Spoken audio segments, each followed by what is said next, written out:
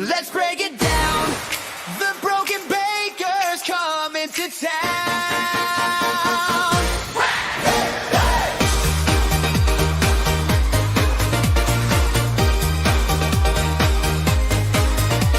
From Denmark with love, watching courts go wild.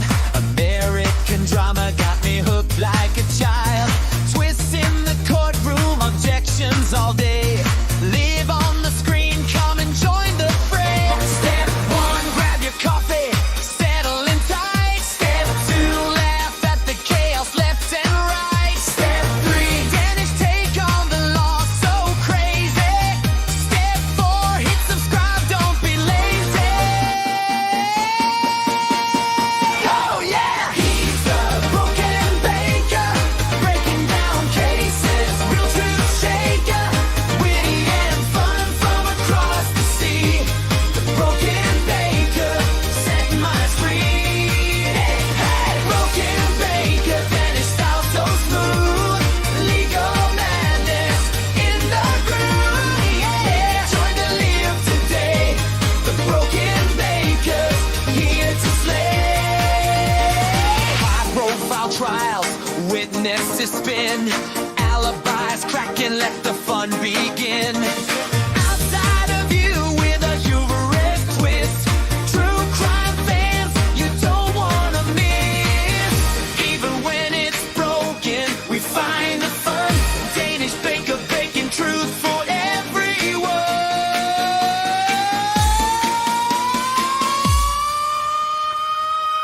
The broken baker, yeah.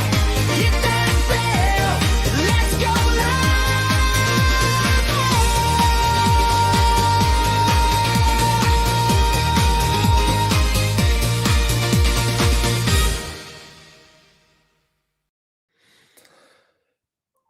Good morning, good evening, good afternoon, wherever you are, whoever you are, what if any you might be, and welcome to 2026 and the Matheau Moore case, day 3, part 2.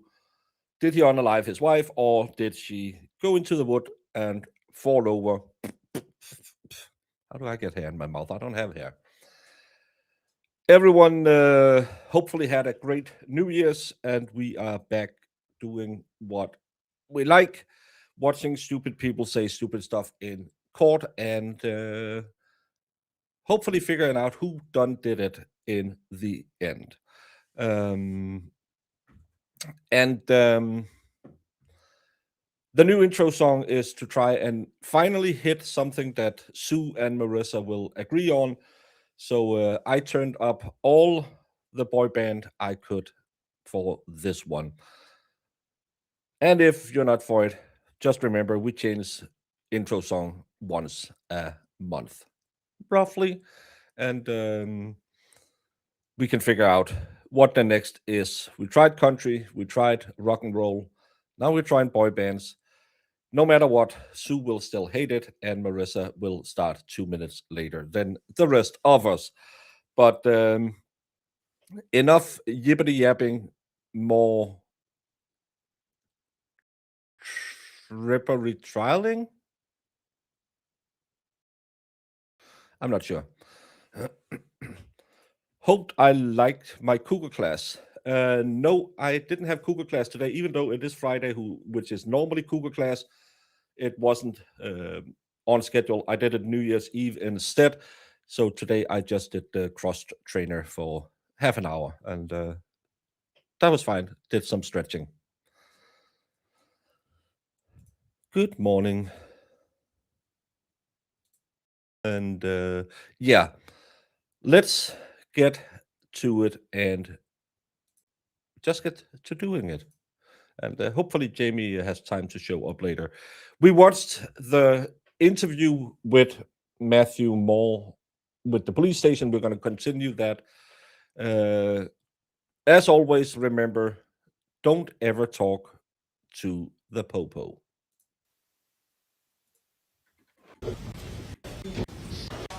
Kind of reset here. Defendant. 7th of 2020. And in the room, there are 3 people. Can you tell the jury again who those 3 people are? It is myself, Matheau Moore, and Detective Brett Peachy. Okay, we're going to resume with a portion of the interview where Detective Peachy asks for a ranking of a scale of 1 to 10 of his relationship with his wife. Do you recall that? No, sir, I don't think we got to that part. Right. We haven't covered that yet. Okay. We're going to start there now. Okay.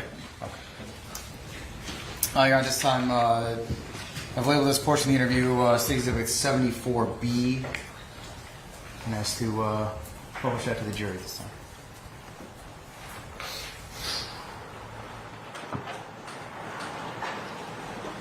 Ten being bliss, everyday honeymoon, like a honeymoon, and one being can't stand each other. I'm just asking, what would you rate? It would fluctuate like a sine wave, but we were on since 6 months. It was an 8.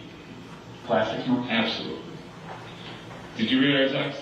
Well, we haven't gone through everything. There's a There might be some old text where we were like, whatever, but it was after my son died. There was tension, stress. She dealt with it differently than I did, and so there was things that were said back and forth. But the whole Corona thing really, we became really super. She's like, and then we meet each other. Let's do this thing, guys. I did not hurt my wife. I did not hurt my wife. I loved her. I don't know. I would speculate. Detective. After the defendant was talking about Corona, what did he say about Emily? He told us that he loved his wife and said it in a past tense. So not love, but loved. I Loved. my wife. That's again one of those, oh, he said loved, not love. Oh my, guilty.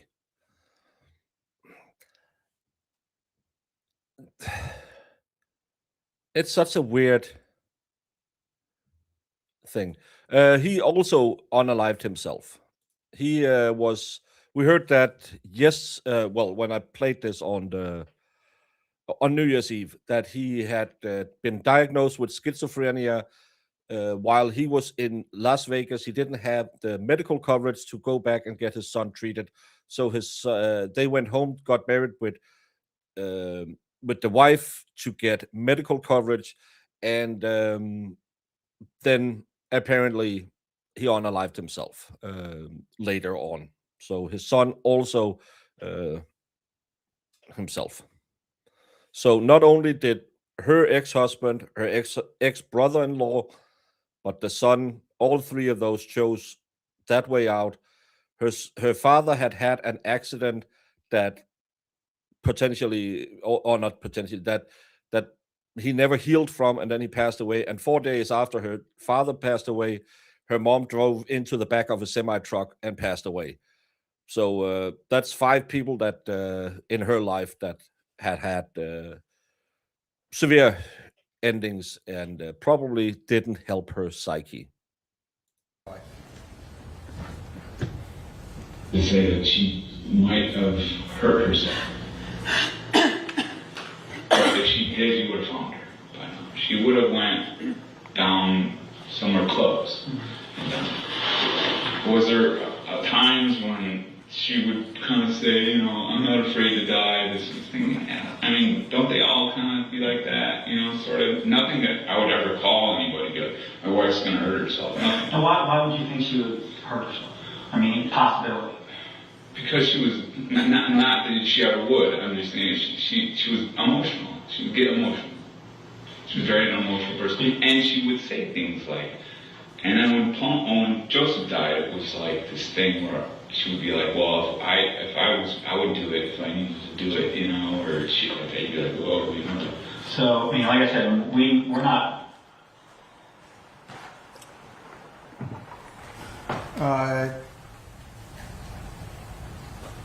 Does the interview continue after that? Yes, it does. And I'm not going to ask to publish what's been marked as State Exhibit 74C to the jury.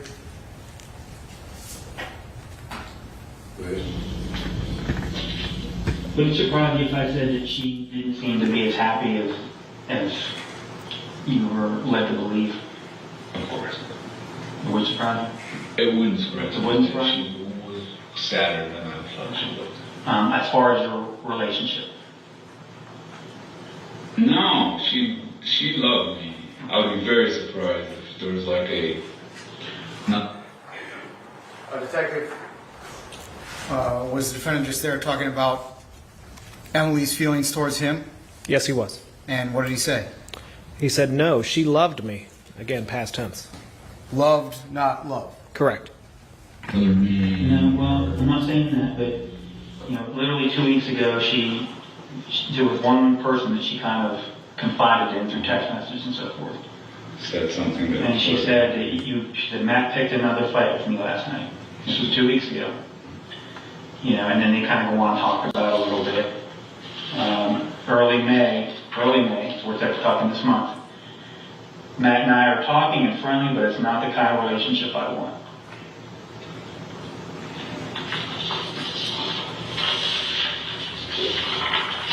In April, a month ago, please don't talk about Matt and I in love.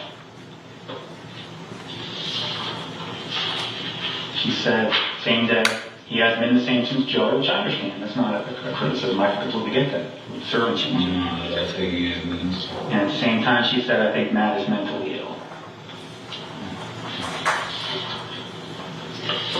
And then the same day, we aren't talking. Reference your relationship, we're not talking. This was a month ago. She said, we're not talking. And she said, I don't want to talk about him. I'd rather focus on the future. By the way, Matt got really drunk last night. This was February. By the way, Matt got really drunk last night and said some things I don't think he can take back. I'm fine. I'm pretty sure we are not going to stay together. What do you mean by that? I mean, we would argue about things, but I didn't think that it was that. What was it that you said? She was mad. And she focused on one thing, Matt picked the fight. Again, this is April. This is barely a month She ago. would accuse me of picking fights. Okay, but this was a month ago. Okay, and this is heavy. Matt picked a fight with me yesterday and said some awful things. I'm not wearing my wedding ring. This is the Matheau Moore case, the one we have been covering in the week leading into New Year's Eve. It's an older case, so please no spoilers. And that doesn't sound like somebody who's in a happy relationship. I found my wife texted that to somebody a month ago. I get it. I'm not going to say that those things. Of course, there was a roller coaster relationship, but it wasn't like anything you would think that someone would hurt someone. It just would. I'm just addressing the fact that you just told me that the last 6 months have been bliss and it ain't. Yes. Okay. There have been levels of that, and you can check the other texts, and they are super. I love you. I'm going to say I saw it. there are. It's very much up and down. Bipolar relationship. That would go away. That would really go away. It would last for a night. Will you acknowledge that that's some pretty heavy shit when your wife said, I took up my wedding ring, I don't think we're going to stay together. It's not as heavy as you think it is. You don't think that? You might think it is, but it's not. She would be like that at times because of her anger issues. It always swung back. We were always, it wasn't. Well, why would you have said that whenever they asked how your relationship? I didn't even remember that because it's not in my mindset. The good times have been so good. Okay, but you guys are really going to try to. I'm not trying to do anything. I'm reading your wife's words. I understand that. Just let me. I'm not saying anything. I'm saying when you come in and say we had a great relationship, told Officer Hollis, we had a great marriage, no problems whatsoever, and then I read this, it's going back 6 months, and you text her on New Year's Eve and say if you want a divorce and we're going to move out, fine. These are all things I just printed off, which have they aren't the usual fight, like, I'm pissed at you, fuck off, I don't want to talk to you tonight, just leave me alone. It's go golfing, because I don't want to see you right now, I want to be alone. That's, Well, it's not as heavy as you think it is. From looking at it from the outside, I can see why someone would think that, but it's not. It's just the level of anger from, I'm not going to say it's her fault, I had my issues with my son. I would get angry too. We would fall back in love the next day. It was just the thing that we would do, and it wasn't. And when you say, "Hey, how was the last 6 months?" The last 6 months have been really nice, man. I mean, was there a time that we had a night where I said some bad things and she took her wedding ring off? How long ago was that? I mean, A month ago. look, it happened, but I mean, I'm not gonna. I don't know how to explain to you. Do you remember that happening though? I remember her, I think, taking her wedding ring off, but didn't last. But this thing has gone on forever. When was the last argument you and her got into, screaming match? There was never really a screaming match. It was more of just. When was the last argument / loud I conversation? couldn't remember. I couldn't tell you. I was guessing. Because your neighbors are out there saying it was in the last 2 weeks. Would that be correct? I don't know. And there's the screaming. We were screaming at each other. They were saying that we were screaming at each other.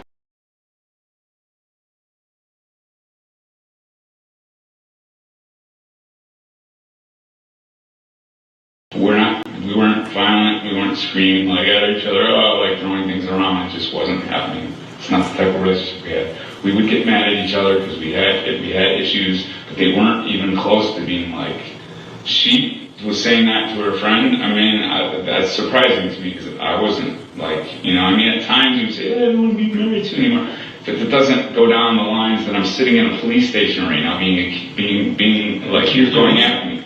We just have to make sure we know how to use it. Trust me, as a man to man, that what was going on there was nothing there was nothing to be worried about. There wasn't anything.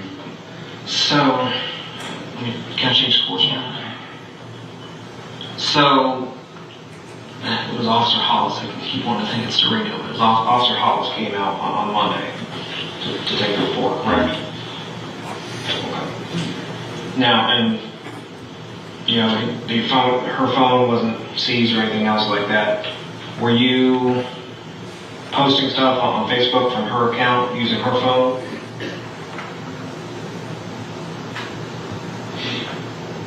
I don't know, maybe. I knew her passcode and it was my son's old phone. I could have went on there and posted something. I think I didn't have any of her friends' phone numbers, I think, so I think I was maybe making contact. I'm guessing that I was making some sort of contacts with friends of hers using when I was looking for her. Like after she was reported missing? And I'm sure I did use her phone to contact friends of hers. Did you post something to her Facebook account, to her friend on Facebook, like, hey, she's missing? I didn't until later on when it was told to me that it was as serious as it was. It wasn't like, it was after the media showed up. I just need to know if you did. And there's nothing wrong with it. I don't know. I don't know. Matt, this was 2 days ago. I know. You can't remember if you Which phone I used on her phone. Did you get on her? Did you think to yourself, and this would make perfect sense, to say, look, I don't know her friends, which we know. So I'm going to get on it. And you made the comment, I would like to post things to her account. That's why you wanted her phone back. So it's been through your mind. It would make perfect sense. I'm going to go on her Facebook account and post, hey, has anyone seen Emily? This is her husband. This is from 2022. They went to court. I believe she disappeared in 2020. It was right after the first lockdown that she disappeared. So, but she disappeared and wasn't found till 4 months later. And it's like less than a kilometer from her house that she's finally found. So it's kind of one of those super weird cases. And we are 3.5 days into it, and so far, the only evidence they really have had is her friends didn't like him. He smoked cigarettes in the house after she disappeared. That's what they have provided so far. Why is he being so vague about this? I thought he posted a call to help to find her on Facebook. Nothing wrong with that, but why the waffling about it? This is the thing I've kind of, because I don't think the state really have proven much. I know they don't have to prove a motive, but we all kind of want to say, why the hell? Especially when they're the idea is he unalived her in the house, put her in a car, drove her to that wooded area, and staged a crime scene. So you kind of want to know why and how the hell did he do that? But he's also weird in the body cam video. All of a sudden he starts noticing, oh, these shoes are slightly ajar, so there must be something really wrong with her because she would never leave her shoes slightly ajar. Oh, this extension cables. He also has some of those signs where you think, I don't really care about he said loved. Doesn't matter that much to me. But there's some of those where you're thinking, that's kind of weird. He also makes her bed in the morning when she's not around. He goes out, he says he sees her phone in the morning, but then he goes in and makes her bed, but doesn't make the pillow correctly, if I understood that part right, because he then points to the pillow being in a certain way, as in a way she would never ever leave it. So there's this ambiguity in all of this. My wife literally just told me she was going to kill me, so if anything happens to me, please print this chat and hand it over to the police. We will, Kesima. We will. Where do you live? There can be so many reasons for screaming that has nothing to do with the marriage being in trouble. You have not been in a relationship if you haven't had a fight. That's just impossible. Especially as grown-ups. Especially as two grown-ups who met really later in life are trying to fit the pieces together. There will be days where you get into arguments. It's not like we haven't all done it. Yeah, if you never ever fight, that's more of an issue. That's why I always say all these people who have the perfect life on Instagram, those are the people that you know are going to get divorced within the next 6 months, because no one's life is perfect. I can't find her. I must have. I can't recall, but I must. You don't remember that? It was 2 days ago. I know. I don't know if it was me that I put on. I must have. Was someone else using her phone? No. So the phone stayed at the house the whole time? You didn't hand it out to a cousin or walking down the street, some Joe stranger or anything else like that? Okay. So if anything was posted on her account, have you ever accessed her Facebook from your phone? I can't. So I've never done it. I can't access. I've tried to post stuff onto her page from my phone, but it doesn't But you can't get in and ask her on her Facebook? I can do it from her phone. I can do it. Yeah. Just get on her phone, go to Facebook, and I'm sure I did. I can't say I definitively did, but I'm sure I got on Facebook. Hey, I did, didn't I? I did. You guys know. I went on and say, this is Matt. I'm Emily's husband. She's missing. I must have. I had to. I just don't recall right now if I did. But I'm pretty. I mean, that would be the move to make her. And I mean, just because we ask you the question, it doesn't mean that we're going at it. It's not a fair question. I know. You're right. And I'm just trying to tell you that if I don't in my head picture it, I don't want to say I did. But I mean, it would be the move to make. I mean, I must have. Okay. I've been using my phone, her phone, my phone, her phone for the last, this is Wednesday now? I don't even know what day it is anymore. I've been using 2 phones, so it's looking at her friends. But you can't post from yours, so if you post into her Facebook account, it has to be through her phone. It has to be through her phone, there's no doubt about it. Did you use her phone for any other purpose? Like what? You text a few friends, you text some friends of hers, or any contacts? I'm sure I did. Yeah, I had to because I don't have a lot of her friends' phone numbers and stuff. So that's why when I gave the phone to you guys, I was like, you need that phone back to contact people. Do you think, did you make, I know you say you don't remember, but did you make a couple posts on her Facebook account? Did you make 1, did you make 5? I mean, I don't know. Do you remember what you wrote? I don't. At some point, I started. Oh, that's right. When you guys took the phone, that's when I started posting from my phone. I'm going to say everything prior to that was probably from her phone. I don't know why I would post. I can't. Was anything deleted in it? How can he answer that? If he can't post, then he can't delete either. Detective, one more portion of the interview to play here. It's been marked as State Exhibit 74D. And that's to publish that to the jury this time. I'll be Yes. I think she hurt herself. How do you think she hurt herself? She would say that if she was going to do it, she would hang herself. So, and of course, no one knows anything at this point. I'm just asking for your opinion. So, you think that she hung herself? I don't know. Just what does your gut say? That she hurt herself. That's your gut belief. Has she ever And then I'm going to say, you know, anything on the line. We were just talking. She has talked about killing herself before, but not anything where I would call the authorities and say, you need to save her. If she were to hang herself, where would she do it? She would do it where she would be easily found. She wouldn't want to cause conflict. So since she hasn't been easily found, is it plausible that she didn't kill herself? What? If she were to hang herself, where would she do it? If she was to hang herself, where would she do it? Like, how many of you have talked to your husband about this on over Sunday roast?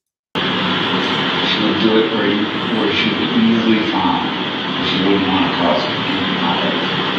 She would do it where she could be easily found. She didn't want to cause any harm or something like that. So now you have him saying that again. Get a fucking lawyer. Since she hasn't been easily found, is it plausible that she didn't kill herself? You tell me. You're the police. I'm not. I just want you to just look at the entire thing. Just pull yourself out of it. Is there a chance that she went out at some point and someone abducted her from Westerville, Ohio, or put her in the car and drove off with her? What are the odds that that happened? In Westerville, Ohio, almost 0%. Zero. Especially on Memorial Day when everyone's at home. You know, it's a perfect day out. So I'm going to say, was she abducted? Probably no. I know I did not hurt her. I didn't do it. So the other thing that I can think of is that she did something.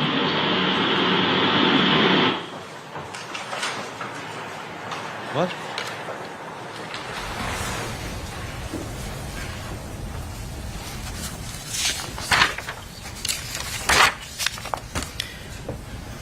Detective, is part of your investigation, did you have an opportunity to review Officer Hollis's body cam in detail? Yes, sir. Were the details that the defendant provided to Officer Hollis the same as the details that he provided to you? No, sir.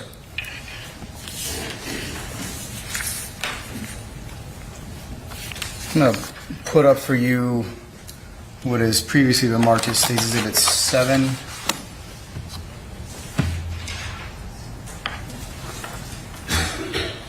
Yeah.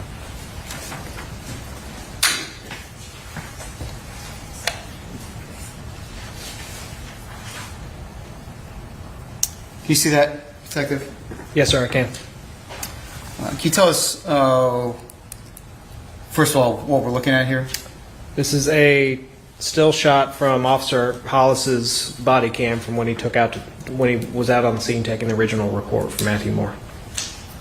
And what do you notice about the location of some items there in the center? Well, if you look towards the shelf in the middle, the picture right there, there's a red igloo cooler and a orangish red extension cord sitting on top of it. And if you notice, there are two sets of herbs drying in the wall behind them. And directly next to that red igloo is some sort of orange tackle box or toolbox or something else like that. At the top right there, does it indicate what time that screenshot was taken? So that is taken at 22:37 and 24 seconds in Zulu time. And there's subtract 4 hours from that to get Eastern Daylight Time? Yes, sir.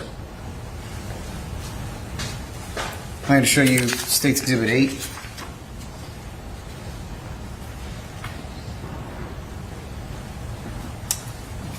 Tell us what we're looking at there. This is another still shot from Officer Hollis's body cam from when he was taking the missing person report from Matheau Moore. And what do you notice about the location of those items now? The items have now been moved. If you notice, the red cooler with the orange extension cord on top has now been shifted over to the right. Those two sets of drying herbs are no longer directly behind the cooler itself. It is further away from that orangish tackle box, toolbox, whatever it is. And now there's a red flashlight that's been placed out. And do you recall how the defendant and Officer Hollis got back to that location before this screenshot was taken? Yes, so just before this screenshot, Officer Hollis was talking to Matheau Moore in the driveway, and Mr. Moore wanted to notify Officer Hollis that he had noticed something in the garage.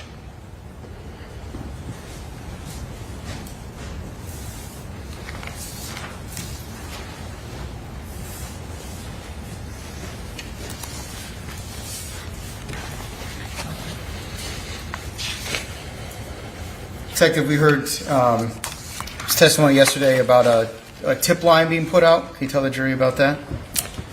So there are two ways that if the police department is ever looking for the public's assistance, we have a phone number where people can call in, and it's a general phone number that goes into the supervisor in the detective bureau, and then he can dole it out, to whoever the investigator is. We also have a email address where if someone wants to just send an email to us with a tip, they can do so that way as well. As the lead officer of the investigation, were you the one that collected all those tips? They all end up with you? I wouldn't say all of them, but if I had to put a number on it, I'd say easily 90% of them. There was just such a huge volume of phone calls and emails and stuff coming in that it's truly, honestly hard for one person to look at every single tip that comes in, but primarily, yes, sir. And was that a rare occurrence, an everyday occurrence, something else? Receiving tips from the tip line? Yeah. It was just about every day. There were tips coming in, sometimes several tips a day, sometimes just one or two. There was no set number to it, but it was nonstop. And did you attempt to follow up on all those tips that continue to come in? Yes, sir, we did. Detective, as part of your investigation, did you have contact with Amy Thomas? Yes, sir, I did. And did you have any conversations with Ms. Thomas about her conversations with Matt? Yes, I did. And specifically in the middle of June, do you remember any conversations you had with Ms. Thomas? Objection is to hearsay what Ms. Thomas told the detective. Overruled. He can answer whether he had a conversation. Yes, I did have a conversation. As part of your investigation, did you conduct a neighborhood canvass? Yes, I did. And did you speak to an individual by the name of John Kramer? Yes, sir, I did. And without saying what he said, did you talk to John Kramer about the timeline of events and when he had last seen Emily? Yes, sir.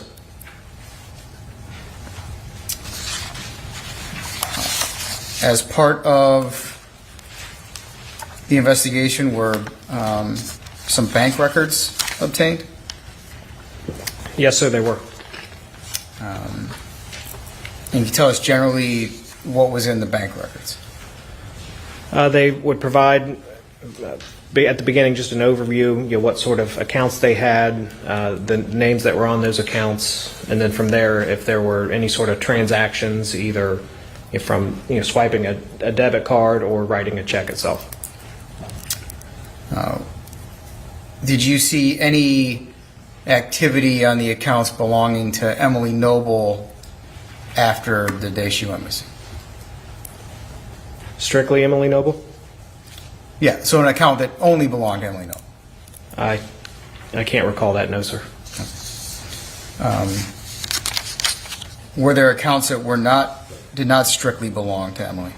Yes, there was an account in both Matheau Moore's name as well as Emily Noble's. And did you find any transactions in that joint account after the date that Emily went missing? Yes, sir, I did. And generally speaking, what were those? The two that really drew my attention were there was two separate $5,000 checks signed by Mr. Moore. 977. Yeah.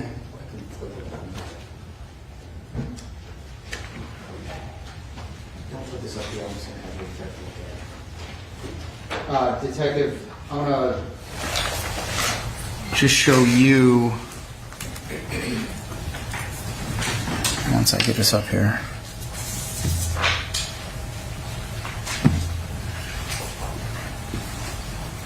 Detective, I'm marking this is State Exhibit 77. Are you able to see that up in front of you?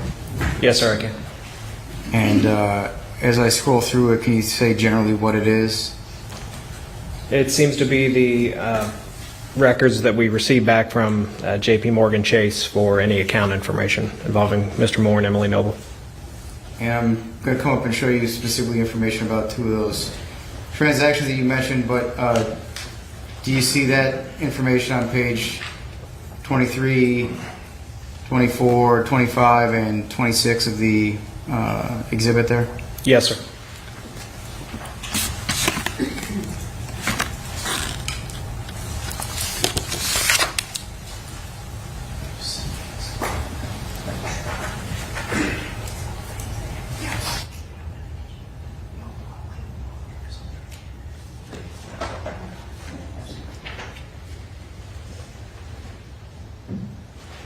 Detective, I'm paying you State Exhibit 78 and 79 to take them off. Okay.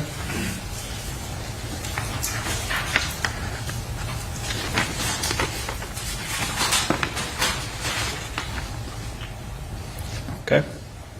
Do you recognize the two documents? Yes, I do. And generally speaking, can you tell the jury what they are, please? They are two copies of checks that we received back in that transaction from J.P. Morgan Chase that were signed by Matheau Moore.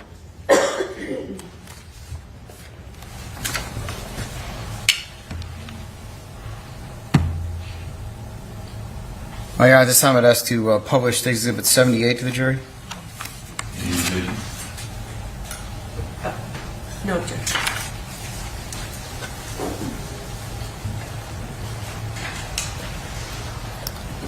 Detective, can you tell us what we're looking at there?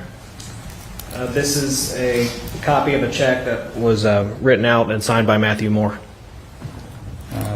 What does the date appear to be on the check? It appears to be May 5th of 2020. And who does that check appear to be made out to? It's made out to a Paul Pulver. And what was the amount on the check? The amount is $5,000. Turning to the second page of State Exhibit 78.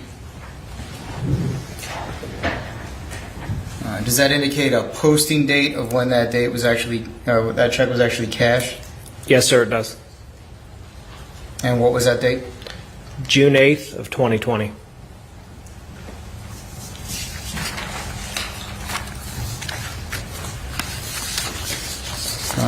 Now I see permission to publish State Exhibit 79.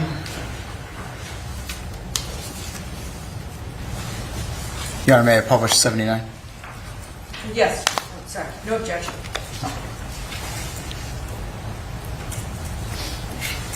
Detective, I'm now showing you what's marked as State Exhibit 79. Can you tell us what we're looking at here?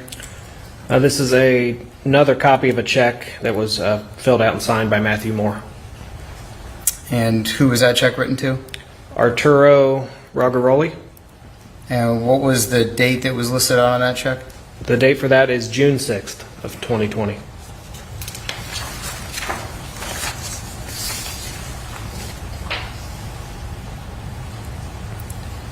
And finally, the second page of State Exhibit 79, can you tell us what the posting date was of that particular check? June 9th of 2020.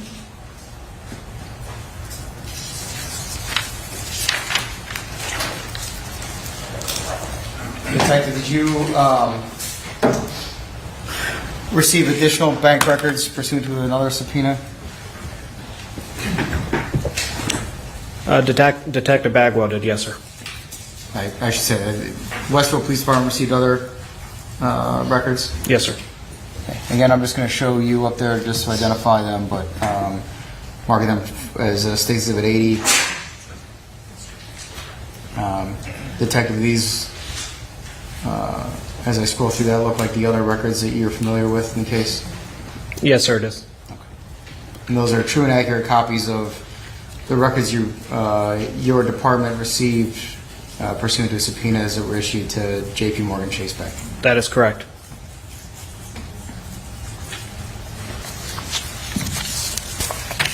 Detective, now I want to get into talking about cell phones.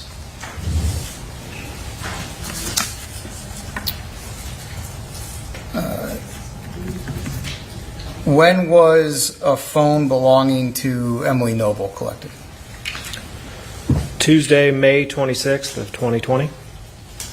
And what was going on at that time? When was that collected? That was during the knock and talk with myself and Detective Peachy. When was a phone collected from Matt Moore? Wednesday, May 27th of 2020. And when was that phone collected? Approximately 4:30 in the afternoon during. Am I getting the timeline wrong? Or was this pre her offing herself? Am I losing everything? I don't know. The execution of the search warrant. I don't. I'm having a conversation with my mods right now at the same time. So, I'm listening with half an ear, but what? What's going on? The one was May 5th and another was June 5th, and she unalived herself at June. Wasn't it late June she offed herself? Or she disappeared? Whatever happened. When these checks were written, because it made it seem like he had written them out after she disappeared, stolen money from her account. May Memorial Day.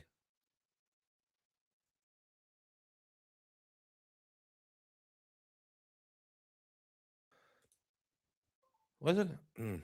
I might be confused-rated. Were both of those phones that were collected in late May of 2020 provided to Detective Lechty? Yes, they were. And after Detective Lechty performed his portion with the phones, did you receive back these reports, these extraction reports that we're talking about here? Yes, sir. Are you familiar with those types of cell phone extraction reports? Yes, sir. You have experience dealing with them? Yes, sir. And were you able to sort through the different tabs and the information that was on the phones as Detective Howard testified earlier this morning? Yes, sir, I was. And you were able to create additional reports or search for certain materials and distill that down rather than having a 200,000 line timeline? Yes, sir. Before we get into talking about some of these reports, what time are they in? They're in the Zulu time, Greenwich Mean Time. Essentially, it's the standard of time for the rest of the globe it is based off of.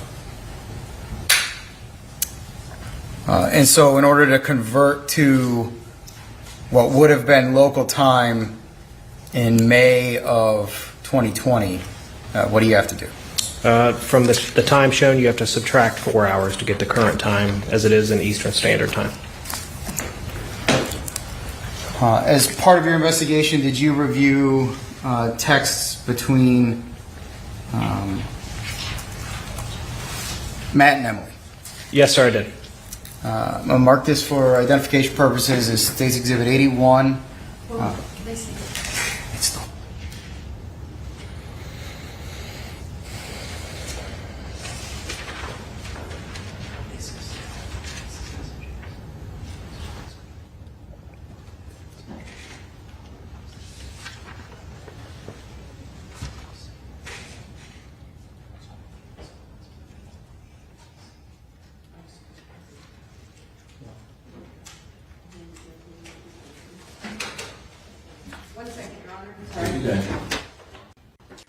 The top, can you tell us what State's Exhibit 81 is? This is a text message conversation between Emily Noble's phone and Matheau Moore's phone.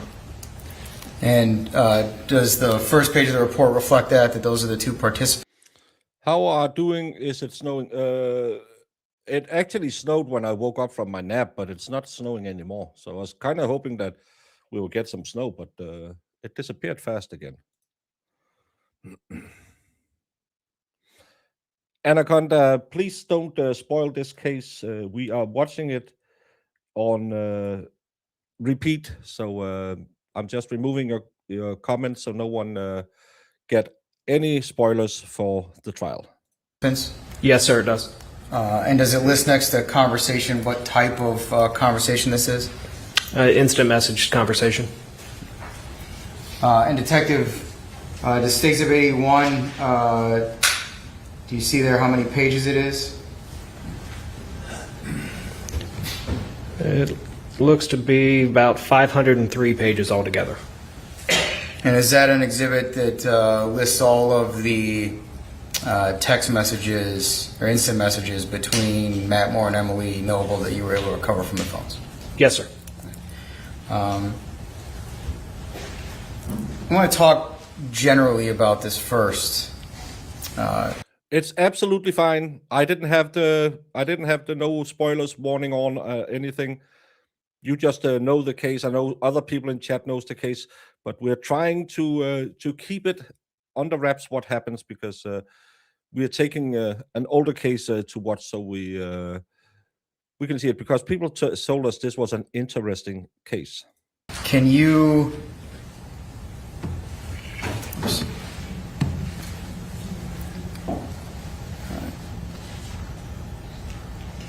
The defendant told you that their relationship was a sine wave, I think he said, or a roller coaster. Yeah, he kind of described it as very up and down. Yes, sir.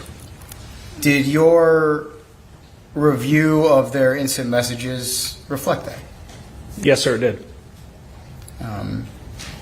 Generally speaking, can you give us an idea of what kinds of things you saw? There was very much an up and down text conversation between the two of them. 1 minute it's "I love you" and "I've packed your lunch" and I can't wait to come home, and then the next minute there's just "you better not be drunk when I get home," and just a lot more negativity with the downside of it as well. Did that? Yes, and that's actually what I'm talking with my lovely mods about right now. That's why I'm a little distracted. We are probably going to run this down. There is a case starting up. The TikTok unalive case is starting Monday or Tuesday. They're probably picking juries on Monday if they didn't already do it. I can't remember what her name is. I know Melanie Little is going to cover it, most likely Recovery Addict also. We will not be covering that. We will be finishing this one because the week after is another case starting that me and Marissa and the kid has been looking at that we think could be a little more interesting, or maybe just as interesting, or however you're going to say it, because there's a conspirator who has pled guilty in that case. So it's a little looks like a very dicey case, but probably Friday next week we will do this is going to happen, and then we just hope and pray that he doesn't plead guilty over the weekend. But we have another trial in the trial window, not for the TikTok unaliver Monday. I know Melanie and most likely Recovery is going to cover that as well. But we do have another one that we are looking at the week after that one. So gird your loins, and we will finish this and take it slow. Try to ease back into trial streaming because, as I said to Jamie yesterday, I'm not sure I can do 22 cases again this year because it is a long ass time sitting in a chair watching trials. So I might be a little more selective with cases this year because I'm getting older as well. I'm turning 27 this month. Turtle Boy has a trial date on the 13th as well, if I remember correctly. But Melanie was never Baker, so that's different. Well, she's better than Baker. She is Melanie. And if you want to go watch that trial, you can choose. And then if you want to come watch the other trial the week after, you are always welcome back at us. Up and down relationship continue throughout the entire time of the text messages or instant messages that you were able to recover? No, sir, it did not. And when did that change? It was very much up and down from the beginning of it at the end of October until approximately beginning of April. And at that point, it seemed to be the up and down. There were no more ups, and the conversation just seemed to be going down at that point. As part of your investigation, were you able to load up that report and search for individual words? Yes, sir. And were you able to search to see how many times the word love appeared? Yes, sir. So let's talk about March of 2020. Okay. Well, that's the problem because every trial streamer wants to have 1,000 people watching them. I have a super busy chat. So me not being a successful trial streamer is good because people come here to hang out in small chats. But hey, I want to have 1,000 people watching me as well.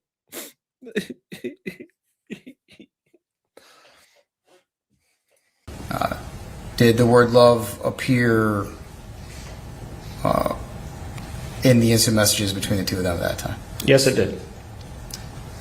And how would you characterize that? Good morning, my love. I love you. Just in the typical sense when you hear the word love, as to how somebody would use it. After that beginning of April, after that time in March, how many other times did you see the word love in their messages to you? The last time that I saw it was April 7th of 2020. Now, fair to say you don't know what they were saying to each other in person or in other potential ways of communicating. Agreed. But with regard to the instant messages, the word love doesn't appear any longer after the beginning of April. That is correct.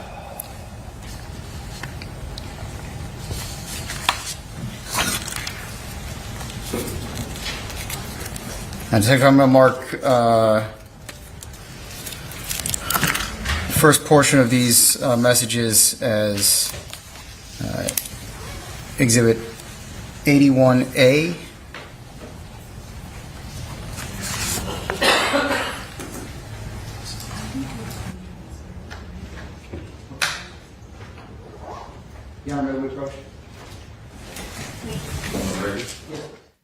Does it count if she said, "I would love to choke on your tongue," asking for a friend? Yeah, it's kind of like, okay, I'm just going to do a word search, and if love isn't there, no matter how love is in there, I love lamp. Is that good enough?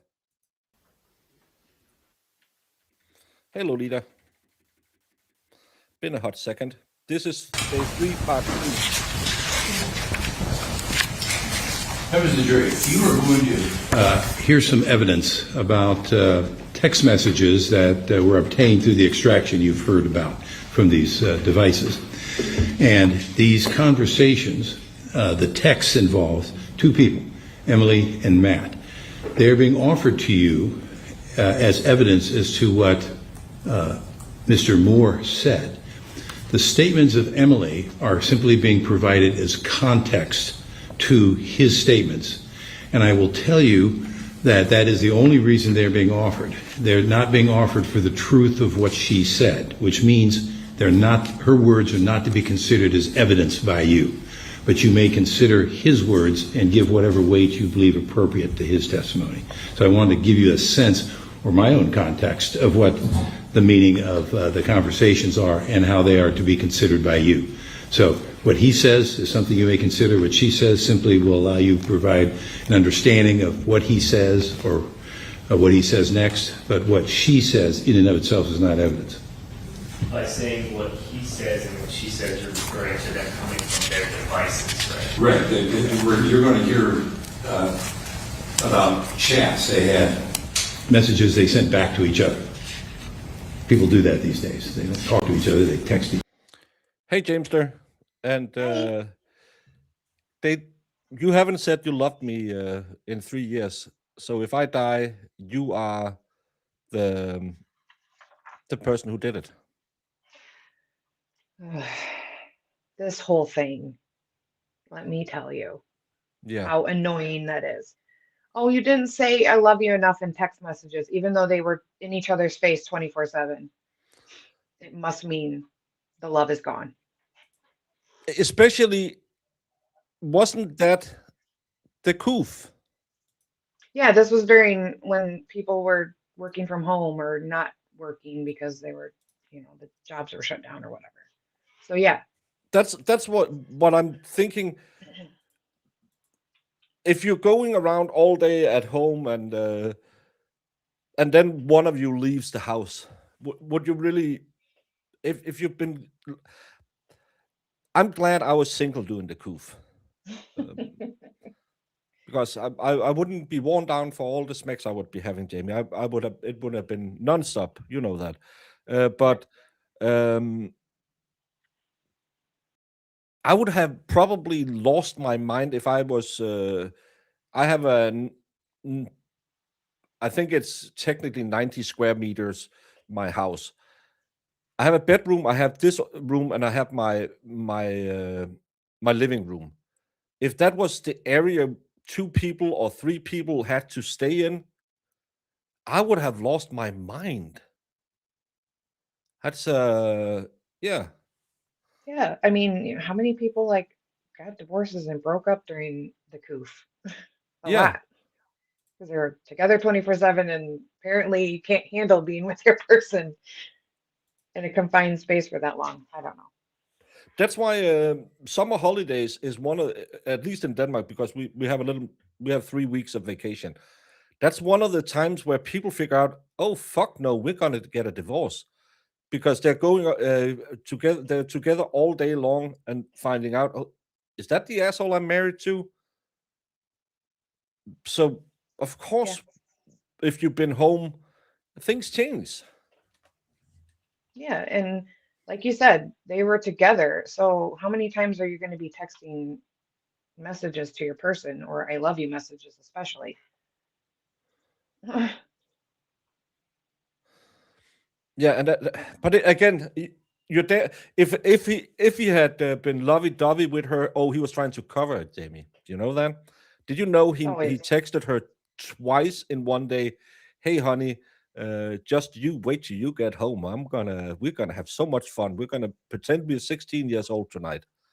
Yep, They also just lost their son. exactly.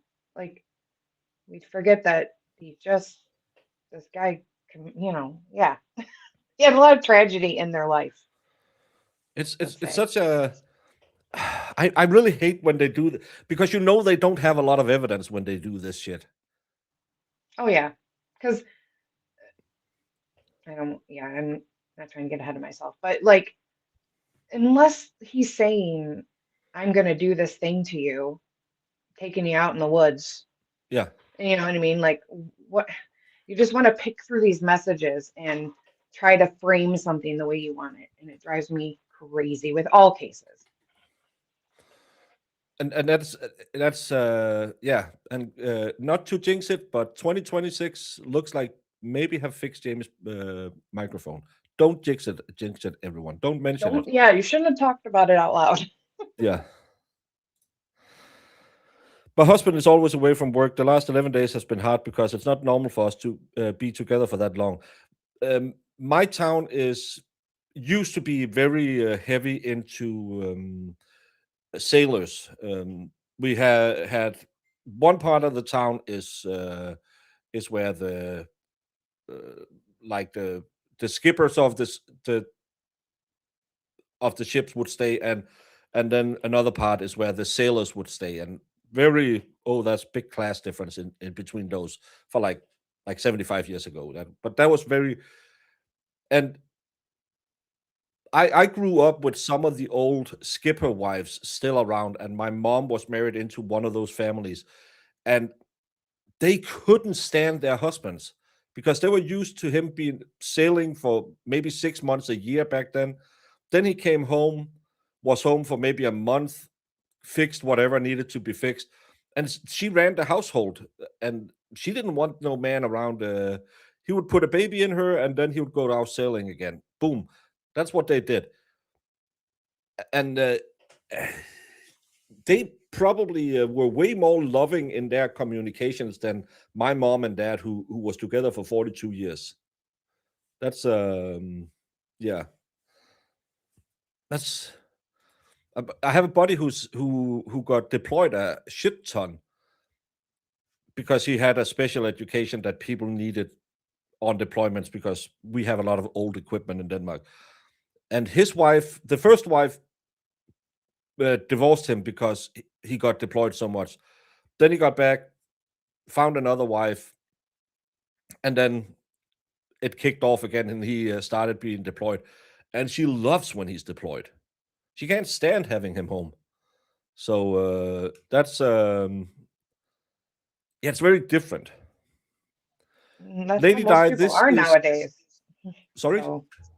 So that's how people are most days. Yeah. Most of the time that I notice, it's like, God, I don't want to be with this person 24/7. I don't know why you would be with somebody you didn't want to be with 24/7. I mean, in actuality, but yeah, this is very common.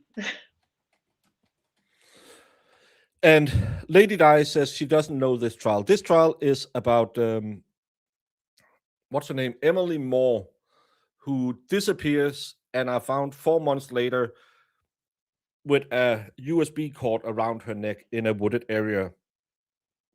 I don't know. We have heard how far from her home it is, but it's not that far away. And Matheau About Moore, half a mile. yeah, half a mile, something like that. It's very, very close to her house.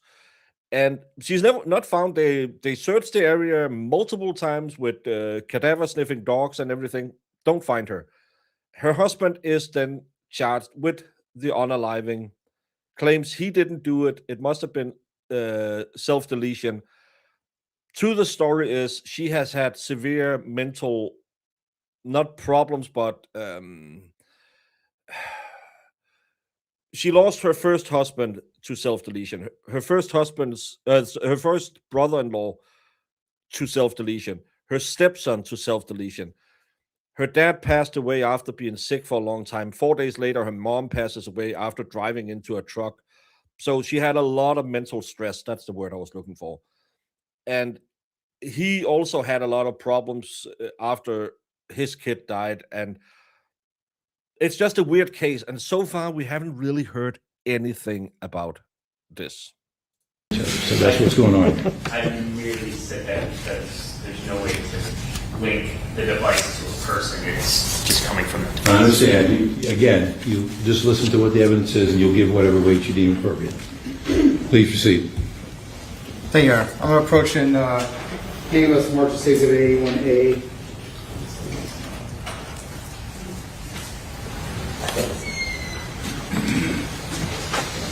Inspector, can you take a moment to flip through that document?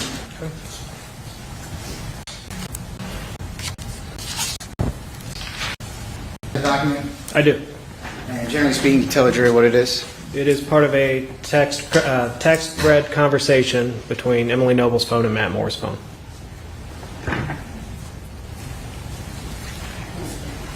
The most damning evidence the state kind of provided so far is they weren't as lovey-dovey as they could be. This is back during the coup.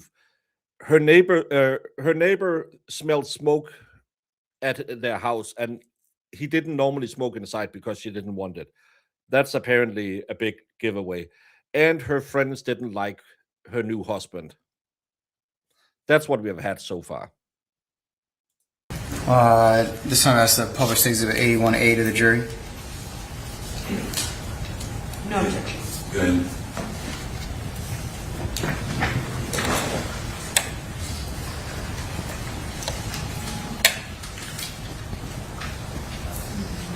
Detective, first to Yeah, and the best question is not asked by the lawyers on either side. It's the jury.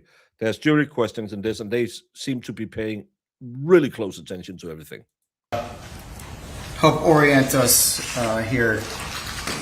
We see him move one of those bushels of herbs because he shows. Oh, well, we go out and forage, and this is nettles or something. He moves one of those bushels when he shows the officer around in the room. I'm pretty sure we see that on the body cam. Am I wrong? What didn't he? I think he lifted out in one of them, or took it. No, he took it down and he hung it up again. Yeah, it was something like that. Yeah, But they weren't there, and then they were there. yeah, yeah. But they say it had changed position or something like that. But we know he took it down and showed the officer, and then he hung it up because he couldn't really get that little piece of string back on the hook. Can you tell us what is on the left-hand side? Those are the messages from Matt Moore. And can you tell us what's on the right-hand side? The messages in green on the right-hand side are messages from Emily Noble. Underneath the actual content of the message, do you see where it says status? Yes. And what does that indicate? There's a status of sent as well as a status of read by the recipient. I want to start with this conversation. What is the first message from? The first message is from Matt Moore. And what date is this? It is November 21st, 2019. And what's the time in Eastern time? And Eastern time is going to be 11:57:02 a.m. And what was the message from Matt Moore? It says, "You're super strong. I love you for that." And the responses? The response from Emily says, "I'm trying. Thank you." Your Honor, if I may, I object to the testimony of the response from Emily. No issue with the phone number. There's been no foundation that Emily was the one that sent that text message. I think it goes to weight, not admissibility.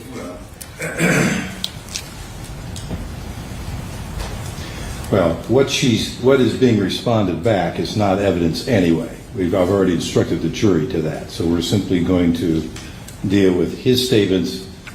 These other statements are context to what he says. So I've instructed the jury to consider his statements and not the other statements. So we'll understand that these are responses to statements made by the defendant. We can proceed accordingly. All right. Detective, in your review of the cell phone, up until after Emily went missing, did you find anything that suggested somebody other than Emily Noble was using her phone? No, sir.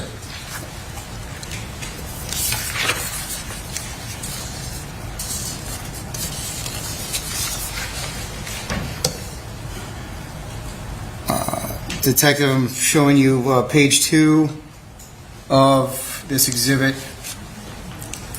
Do you see 2 messages there from Matt Moore's phone? Yes, sir.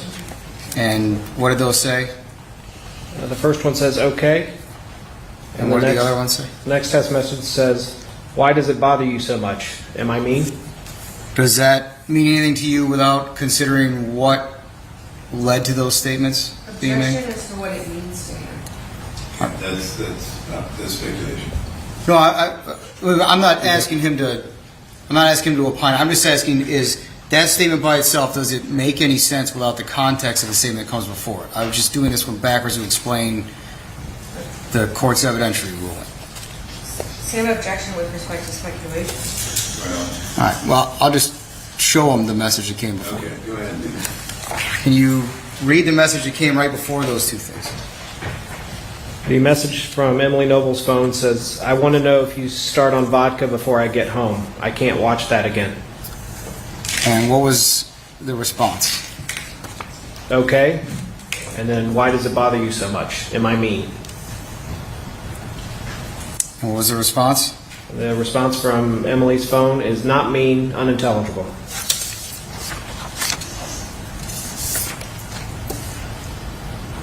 And what did Mr. Moore say then at that time? He responded back, well, then try and get here as soon as you can, please.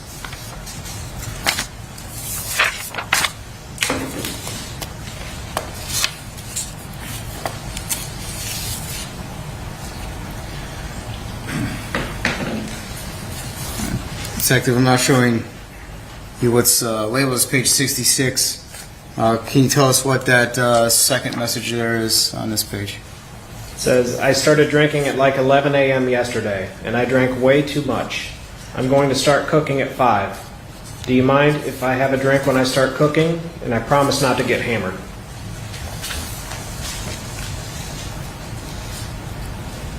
Another message from the defendant's phone, bottom of the page. It says, thanks. I'm going to get it together soon. I just need to let this sadness thing run its course. It won't be much longer.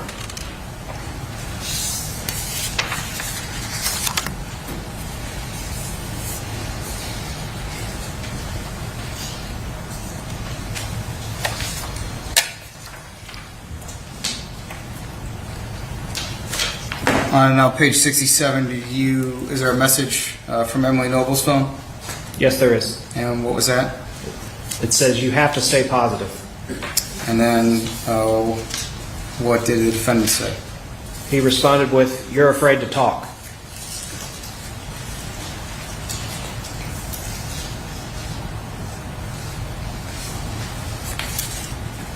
And the response?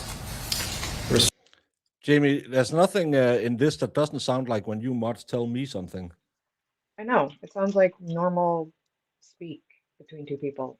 I'm pretty sure I just got this message from Marissa and the kid.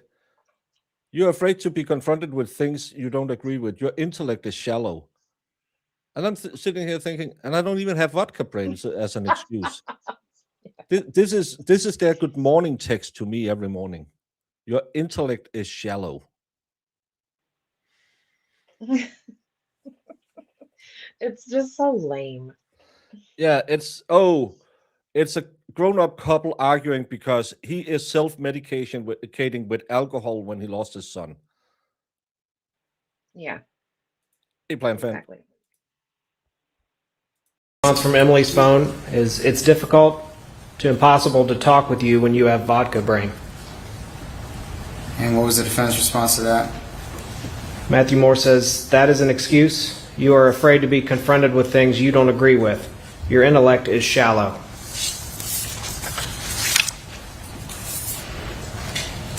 And did he continue texting on the next page, page 68? Yes, he did. And what did he say there? He said, you are not interested in what other people think or say. It's not an insult, it's an observation. If you hear something you don't agree with, you get mad and give it no credence. Maybe you should leave me alone.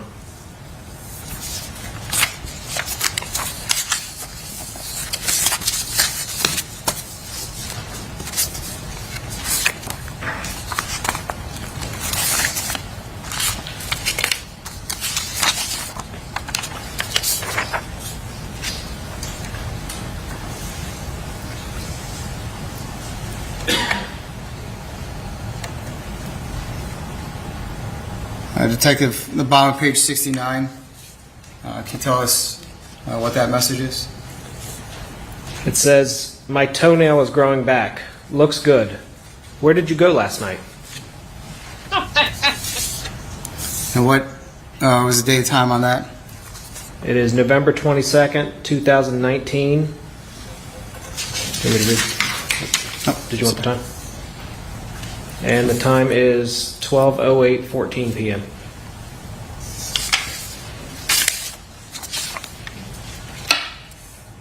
And what was the response to that question? I'm scared to go home. And are you drinking vodka? And what was his response?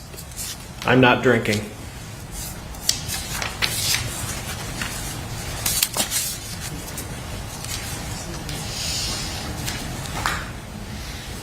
Detective, I'm going to hand you what I'm marking as State Exhibit 81B.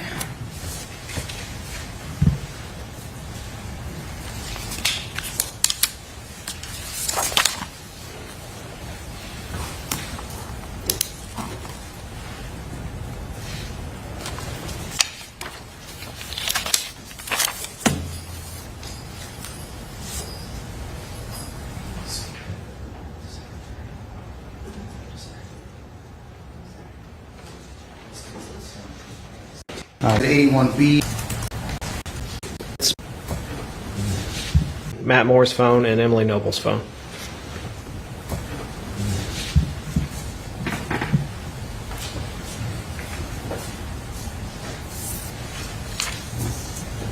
Starting halfway down the page there on the left. Can you tell us what we're looking at there? It's a text message from Matheau Moore's phone. And what's the date and time on that? It is December 31st, 2019. Let me back up, adding the 4 hours in. December 30th, 2019 at, 10:11 p.m. What's the message? It says, "I don't want to argue. If you don't have anything positive to say, keep it to yourself, please." And what was the response? Thanks a lot. I'm showing you what's marked in the bottom right corner of page 215 of that. Can you tell us what we have there? It's a response to the last message that I just read. And what was that? It says, "That's not positive." And further message after that? The next message is later on December 31st, 2019. It says, "I hope you're feeling better this morning. It's New Year Eve. Are we just staying home tonight? I think that would be fun." And the responses? "You used the wrong word last night several times. Don't know what to say." And then later on it says, "It sent me in the wrong direction." And what was statement in blue? "Try and be positive."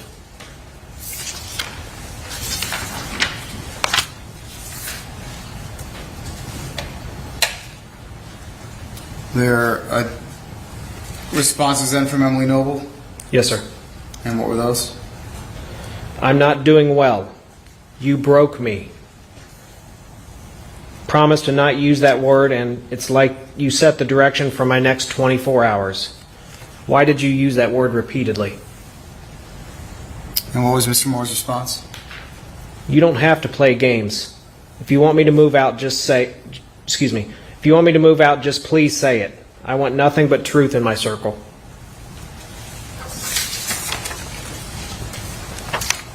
And the messages continue on the next page. The response is, "I want an answer." And Matheau Moore's response is, "I don't want to argue." "I'm not arguing. I want to know. I'm stuck in this shithole. Can't leave." And what was the response from Mr. Moore? "I know what doing. If you want me to leave, I would appreciate you just being honest and straightforward. I'm not going to play games. I'm old and tired, so please show some empathy. If you want to get a divorce, just say it."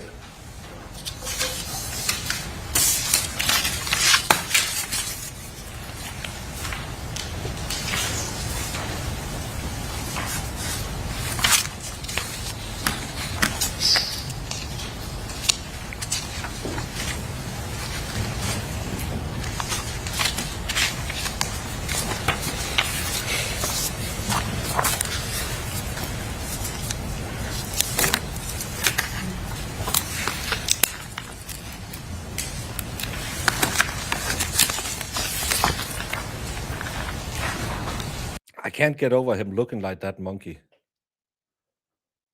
Minumana, The m- whatever the name was. Monchichi. The Monchichi, yeah.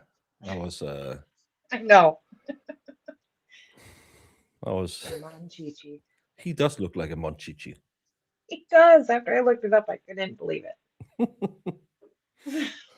So she's pushing and he's just sat all up in his feels. He's willing to walk away. not red rum. How does any of this put red rum? Maybe he snapped. Maybe she pushed him too far. We've seen it before. Well, it proves that they didn't have this lovey-dovey relationship, is what I Yeah. get from it. But this sounds like, I don't know, this sounds like a normal situation where two people are stressed out and just having a conversation. I mean, a dumb conversation, but come on, we all do it. Well, I was a little stressed out and just I didn't like to stream anymore back there in November, December because I was just sticking out of my throat.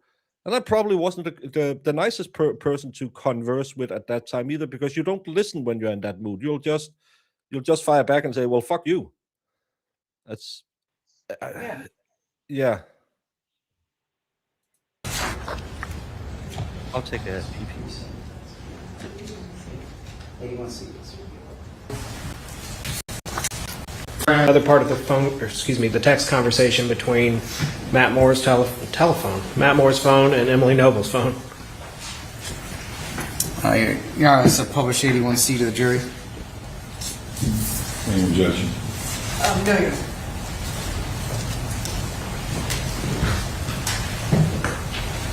Detective, at the top of the page, is there a message from Matt Moore?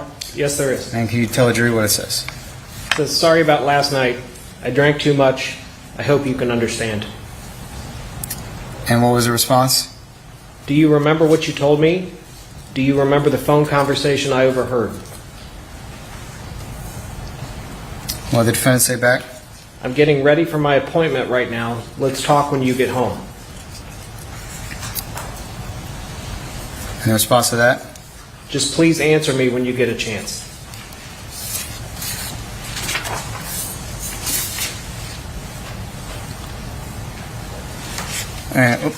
And the top of that page. I remember some of it.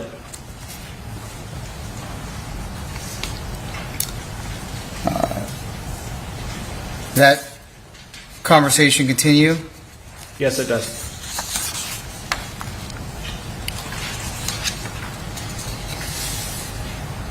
On the bottom of page 372.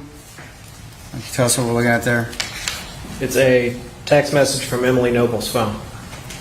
And what did it say? It says, "You might want to find out what I heard you talk about last night on the phone.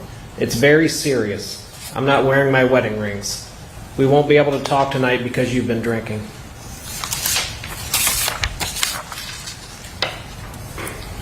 And what was the response to that message? Texting makes me anxious. Anxiety might be the reason I'm unhealthy.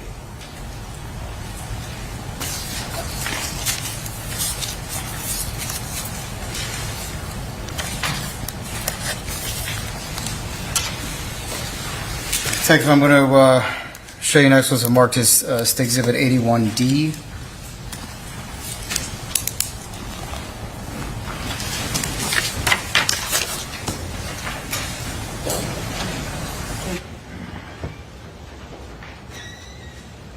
Hey, what's marked as State Exhibit 81D? If you take a moment to look that over. Okay.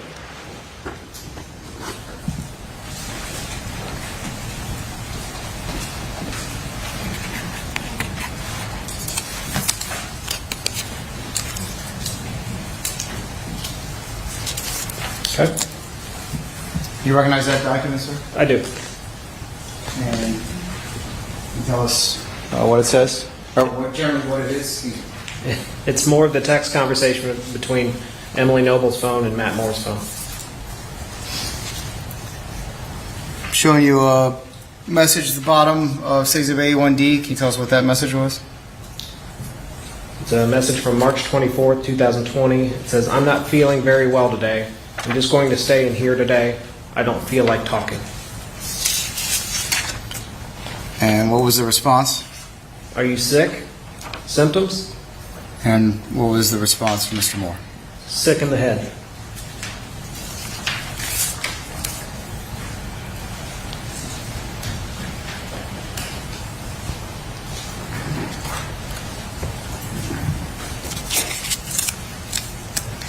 Detective, finally from this portion of the phone forensics. Going to hand you what's marked as Exhibit 81E.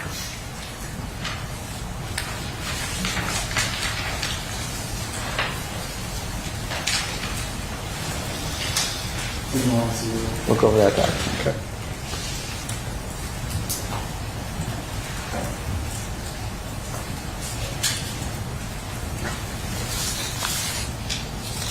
Okay. Generally speaking, you can tell the jury what Exhibit A1E is. It is text messages from Matheau Moore's cell phone.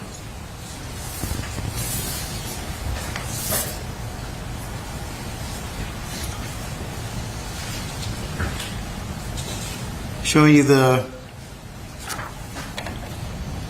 message on the bottom of Exhibit A1E. Can you tell us what date and time that message is from? It's from May 25th, 2020 at 11:54:25 a.m. And what was the text message? It says, "Are we going to this party or what?" What time does it also indicate a status of being read? It does. And does it indicate a status of what time It was that read was read? May 25th, 2020 at 4:42:01 p.m. And detective showing you the second page of Exhibit A1E. Can you tell us what that message is? It is another message from Matt Moore's cell phone. And at what time was that message sent? It was May 25th, 2020 at 2:58:30 p.m.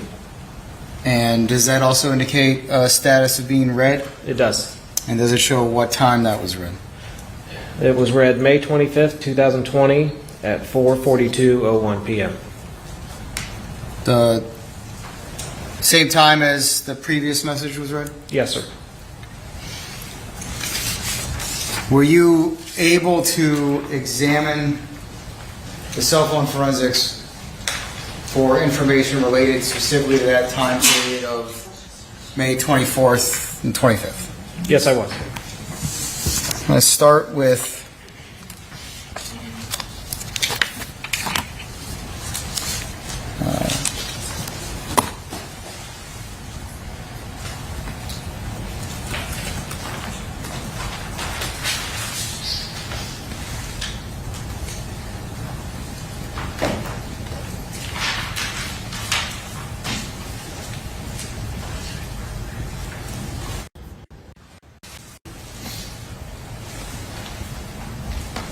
detective, were you able to examine any location information that was found on Emily Noble's phone? Yes, I was. And I'm going to put up there for you to see first.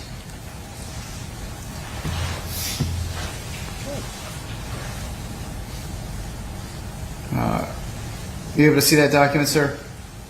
Yes, I am. Yeah, I don't know what they. What's the exhibit on this? Exhibit A2. Yeah, if the phone is at my house and I'm trying to figure out where the hell she is, yeah, I would try to get into a phone as well. Well, yeah. It makes sense. Why didn't the police take the phone?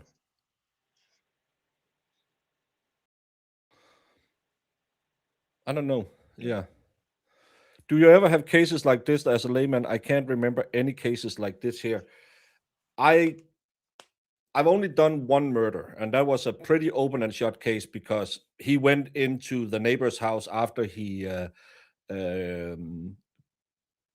let's just say she didn't look that human after done. Trust me, that wasn't a fun day in court, watching those pictures. He also had corpus mentis enough that when he had knocked on the neighbor's door, he went downstairs and peed up against the wall because he figured out, oh, I'm going to be interviewed for a long time and I need to piss. So I better do it before they haul me off to the police station. He was actually apprehended for peeing on the street, not for the unaliving. That call came in while they were giving him a citation for peeing on the street. the first thing he said to the officers is, "Oh, I know why you're here." And they were like, "Yeah, you can't pee on the street." No, what happened in the apartment? And then they got the call. So that was a pretty open and shut case. Do I have cases where the evidence is lacking? Yes. One of the biggest thing is actually Cellbrite reports that police will use. If you can see, it has all these fields where it says blah blah category deleted. They will then give you the officer's report, not just the read report, but the officer's report, where they have another field where they says, "This is where I believe he admitted to stealing the car." And they will always say, "Oh, sorry, yeah," because the defense will then say, "You can't put it in there. It's up for the court to decipher what happened in these texts." "Oh, yeah. Oh, sorry. Yeah. We're going to put up the other. Sorry, it was the wrong report." They do it 80% of the time. Is what we see with these Cellbrite. But again, we do it for 4 years at a time, so we know these little tricks that they'll play on you. But I have never had a case where we are 3 days into a case. Normally, my cases last maybe 2 days. 1 day, 2 days, half a day is what my level of court normally is. The worst I think I've had that compares to this is we had six or seven defendants in one case that had a lot to do with robberies, drugs, threats, distribution, and they wanted to have one guy be the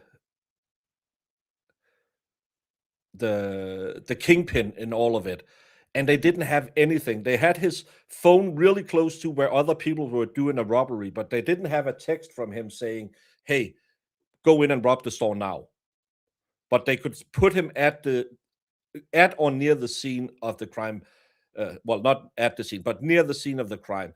So they wanted to imply that he must have known about it because he was just around that area. And we actually let him go for most of the charges because all of it was implied that he knew about what the hell was going on. I'm pretty sure that he did know all about what was going on because he was the son of a really big. In Denmark, we have a lot of Romanian gangsters, and he was the son of one of the really powerful. We have two families in my area that kind of runs all of that crime, and he was the son of one of the families. So I'm pretty sure he knew all about it, but we just couldn't. It's just not enough to say, well, he was in the same area where they then committed a robbery. There was a lot of circumstantial evidence, but there was never any hard evidence against him. So we let him go. 3 months later, I'm driving to the gym and I hear a newscast that we are looking for this person. I thought, oh, that's funny. I just convicted him till I think he got like 5 months in prison or something like that. And he hadn't shown up to prison, so now they were looking for him, and he has since been deported because they wanted to deport him in my case, but we couldn't land him.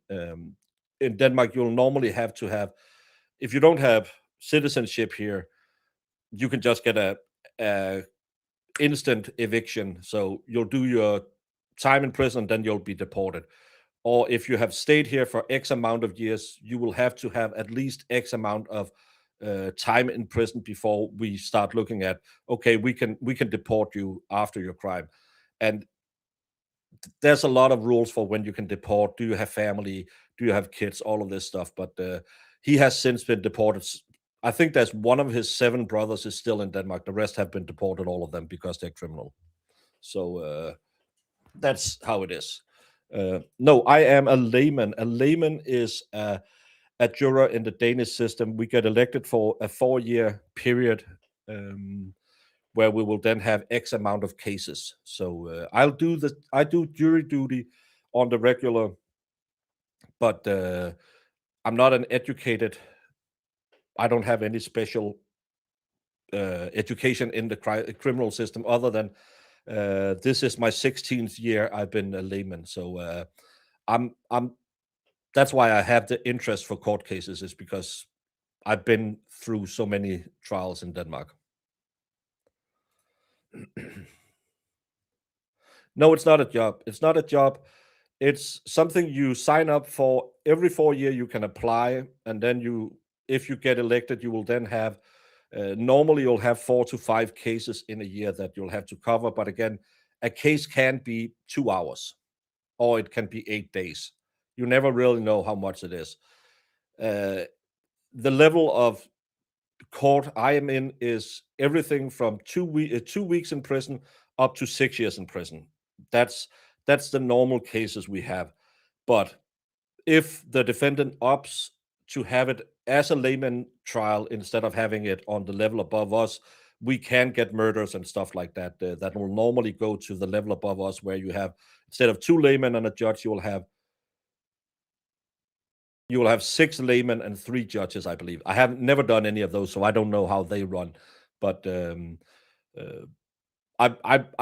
I've done everything from CP to murder in my time for the last 16 years. So that's why I try to see these cases. How would I evaluate the evidence if I was the one deciding it? To try and be the juror's eyes on this one.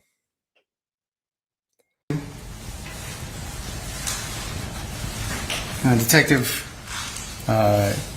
generally speaking, can you tell us what State Exhibit 82 is? This is some of the location data from Emily Noble's cell phone. And those are the location information that was recorded by your phone for May 24th, May 25th? That is correct. And is this a true and accurate sub-report of the location information for those 2 days that were on the phone? Yes, it is. This time I asked to publish State's Exhibit 82 to the jury. Any objection? No, Your Honor.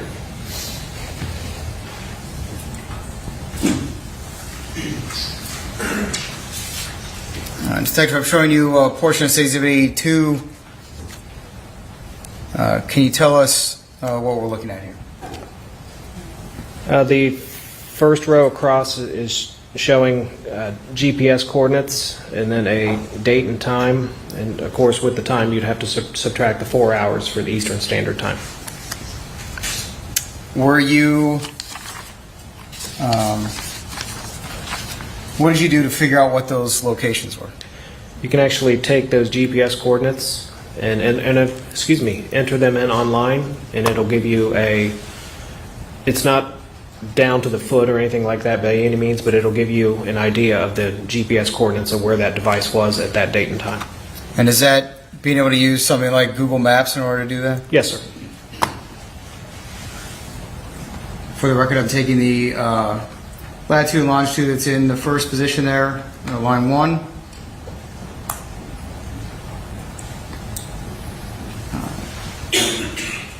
Do you recognize that location that came up on the first line? I do. And generally speaking, what is in that area? It is in the area of Buckeyes, Ohio, where the underground springs are located. And what was the date and time that location was on her phone? May 24th, 2020 at 9:39:42 a.m. The other 2 entries of location data on Emily's phone. Yes, sir. Can you tell us what those appear to be related to? They're also GPS coordinates. And then the second column under info, is there something listed under name? It is. It's IMG_2788.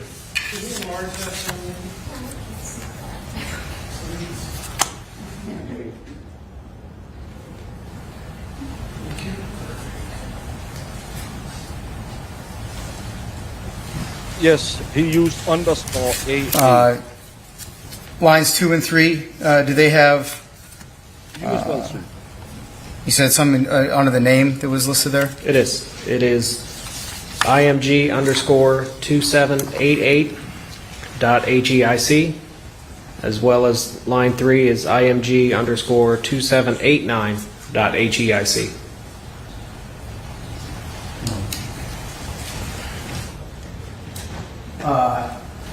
Detective, unlike line 1 indicates a UTC +0 for the GPS entry.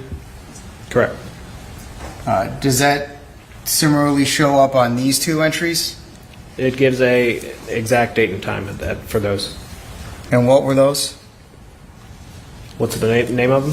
What was the date and time that was on those two entries? May 24th, 2020 at 4:18:33, as well as May 24th, 2020 at 4:18:42. Were you able to find those two images, image 2788 and image 2789 on the phone? Yes, sir. Hand you what's the mark states of 83 and 84. Take a moment to look those over.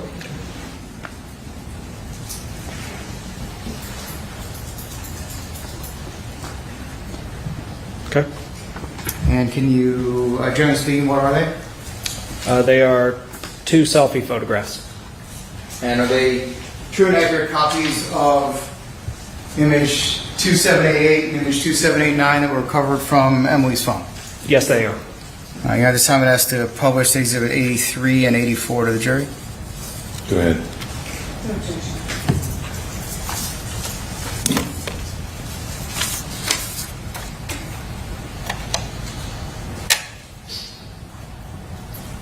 Detective, can you tell the jury what we're looking at here? We're looking at a selfie photograph of Emily Noble and Matt Moore. And state exhibit 84. Again, another selfie photograph. This one appears to be from directly in front of them, of Emily Noble and Matt Moore.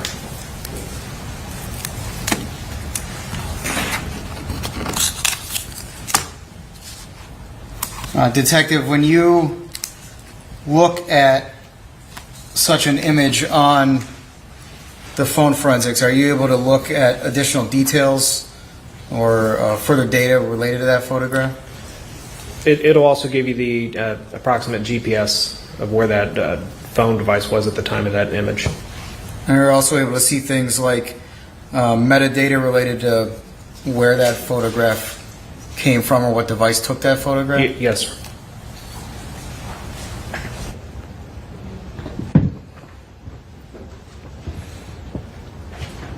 Detective, I'm handing you what's marked as state exhibit 85. Take a moment to flip that over. Okay.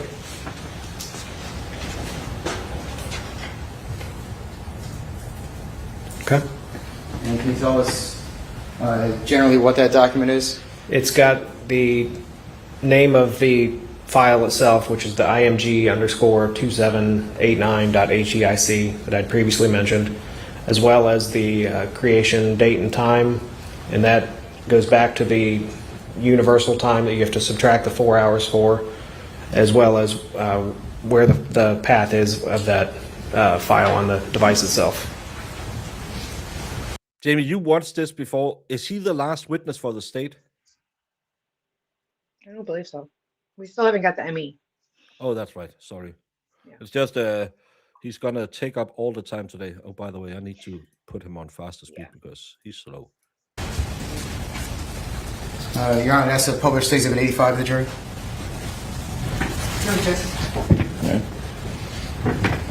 I don't get what these photos have to do with anything. They're just two people sitting in a bar the day before she disappears. She's out there, and is it to prove that, oh, she was in such a good mood that she wouldn't do it again? Yes. Yeah, but again, there's people who have been out having the best night of their life who will go home and eat a 45. I know. That's why it's so funny, because they keep doing that. And I noticed that over and over again. I was like, Yeah. okay, this whole looks happy thing doesn't really mean anything, but I get that that's all they have. So they want to just push it. Yeah, it's they look happy. I don't know. I'm just here. Well, they do look happy, but it doesn't mean anything how you look on pictures, because you can do while at the same time you are just sitting in there and you're just clinging on to that little piece of hope that tomorrow will be a better day. That if I can just make it through today, tomorrow will be better. And then you wake up the next day and it isn't. And then you say, well, yesterday was my birthday and I was that's probably the best I'm going to feel the rest of my life. I'm going to eat a bullet. It's not unheard of that, as I said the other day, people will keep on for these special days in their life. My mom, when we went and had we went to a birthday with my oldest nephew, I believe it was, and my mom was really bad with the big C, and he had just had his daughter. And he was like, oh, yeah, we're going to plan the baptism. And I pulled him aside and said, you're going to get her baptized really fast if you want mom there. And he was like, oh, she's looking good today. She's smiling. She's happy. He said, I'm the one who's helping dad taking care of her. She's good today. She's not good tomorrow. She's not good the next week. She's here today. You better effing get a move on and plan that baptism if you want her for that baptism. And he had a baptism 2 months later. 2 months after that, my mom passed away because she was just holding on, trying to do that. The last day, my sister had said, okay, I'm going to fly home to Denmark. My sister's in Switzerland. She flew home with her kid, and the nurse took us aside and said, your mom has been asking for pain medication all night because she has been really struggling she wanted to be as happy as possible when you're home, because she knows it means a big deal to you, and it kind of tires her out. And my sister heard it as, oh, she's doing fine, she's just getting some medication. And the nurse was looking at her kind of like, are you not listening to what I'm saying? Because read between the lines. And 2 hours later she called my dad and said, I don't want to be here anymore, come out and say goodbye to me. And she passed away. She was awake one more time and just looked at my dad and said, did we do okay with the kids? People will hold on for those special occasions. My mom could have passed away on the Friday instead of the Sunday, but she wanted to say goodbye to my sister. People will do stuff like that. Yes, I agree. It's called wearing a face that you keep in a jar by the door that you put on your way out. Exactly.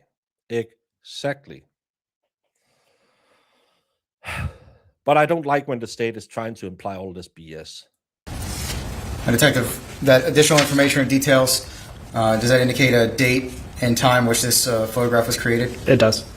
And what was that date and time? It is May 24th, 2020 at 18:42 p.m. Eastern Standard Time. And does it indicate information about what camera was used to create this photograph? It was created on an iPhone 8 Plus. Detective, showing you Stays of 83, do you recognize that location? I do. And can you tell us what that location is? It's the Cobley restaurant in Westerville, Ohio. And where generally is that located? It's right on State Street in Uptown Westerville. And cutting and pasting those GPS coordinates into Google Maps. Can you tell us what we're looking at here? It's the approximate GPS location. Again, it's not down to the foot. It's not an exact science by any means, but it does provide a general location of Cobley.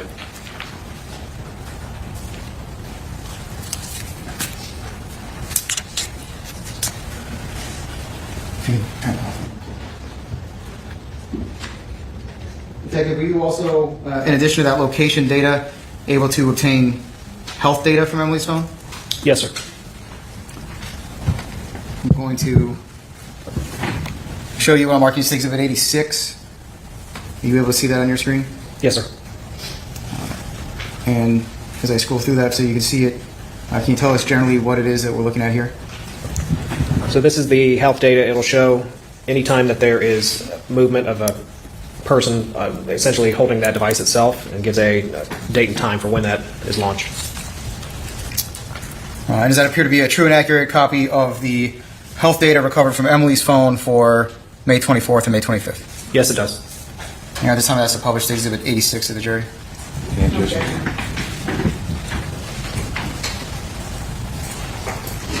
Detective, I want, if you could tell us just to orient us here, what's on the first page? What does this indicate? This is some of the health data from the phone on May 24th of 2020. I want to turn your attention specifically to row 22. And can you tell us what information is reflected on row 22? It shows a movement of 32 steps on May 24th, 2020 at 6:47:04. 6:47 p.m.? Yes, sir. And right below that, line 23, what does that reflect? It reflects a movement of 8 steps on May 24th, 2020 at 7:25:08 p.m. And then the next line, row 24. So the next movement recorded on that device shows a movement of 79 steps, and it is May 25th, 2020 at 5:13:29 p.m. No health data recorded between lines 23 and 24? No data was recorded. And so how long of a time period are we talking where there was no movement recorded on Emily's phone? Approximately 22 hours.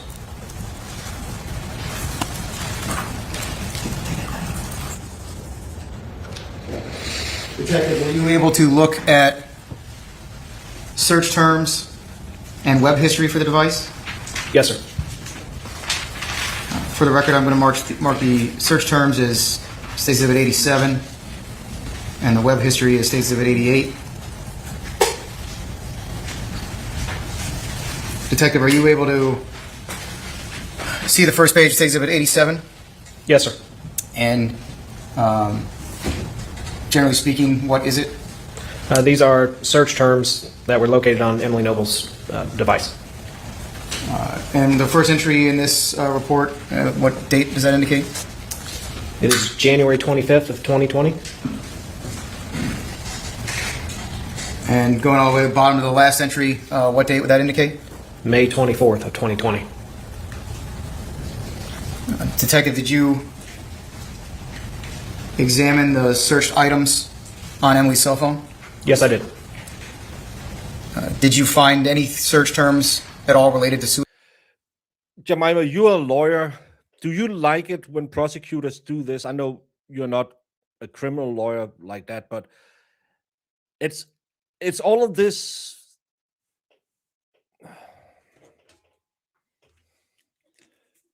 It's like I always say, they're just throwing up all of these weird spots that you then have to connect, so you can clearly see, oh, it makes a cross. He did it. I really don't. I don't like this type of prosecution. Yeah. Empire, get to bed. See you all. Well, see you, not see you all. See you. Night, Empire. Just sounds like a depressed couple, and it cannot be overstated enough that this was the lockdown time and people were scared. The media was manic. This was post-lockdown, but still, there was a lot of people going around who was really scared for their own shadow. So I had a lady who, Jamie, remember when we got the monkeypox? I don't. No, But- because it didn't really become a thing because they found out it was a sexual transmitted disease. And I Oh. had a lady who I was in line over, and I'm one of those. I really like that we social distanced in the queue. I don't want people close to me. Get the fuck away from me. So I was fine with that, and I stood like 3 steps back, like I normally did. And she turned around and she looked at me and said, "Where's your mask?" And I said, "What? Don't you know that we have the monkeypox coming?" And I said, Oh "Yeah." God. Well, a considerate person would put on a mask. I said, for a sexual transmitted disease, I'm pretty sure I'm not going to French kiss you. You're safe with me. And she just looked at me and she said, well, I said, oh, you haven't heard the news that it's only transferable sexually. And I'm not going to have any sex with you. So I think we're both safe. She got a little, she got quiet after that. Hey, she should have. Like, get out of people's business. Yeah. Those masks don't do anything. Well, Hala, that's different, and that's why both of us have the monkeypox.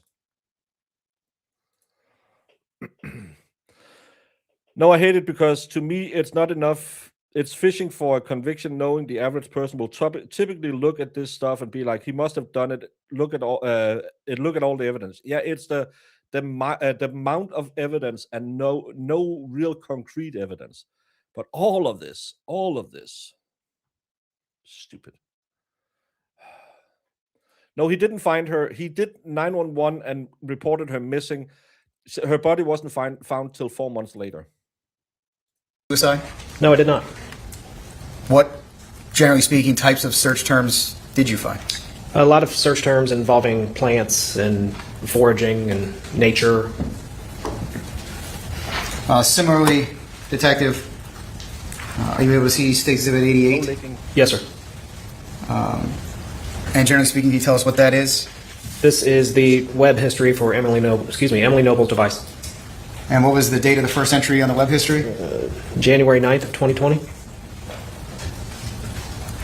And all the way down here at the bottom, what's the last entry? The very last entry looks like May 26th of 2020. This web history reflects what was able to be recovered from the phone of websites that were visited? That is correct. Same question. Any web history at all related to suicide over that almost 6 month period? No, sir.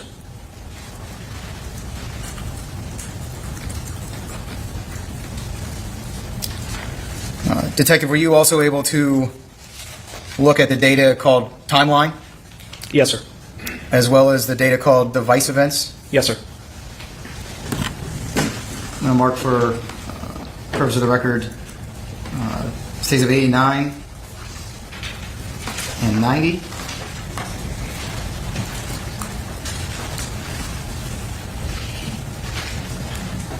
Detective, states of 89, can you tell us generally what we're looking at there?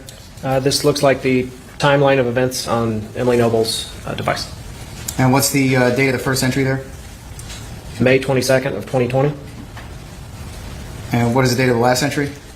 May 26th of 2020. And so does this timeline reflect a sub-report of the data that was found on Emily's phone for those dates from the 22nd to the 26th? Yes, it does.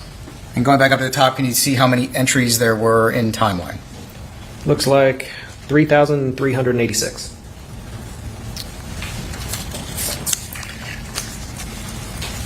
Were you also able to examine evidence from the phone under the heading device events? Yes, sir.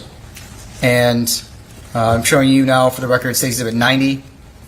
Can you, generally speaking, what is that? These are the device events that were recorded on Emily Noble's device. And what's the date of the first entry? May 24th of 2020. And the date of the last entry? May 25th, 2020.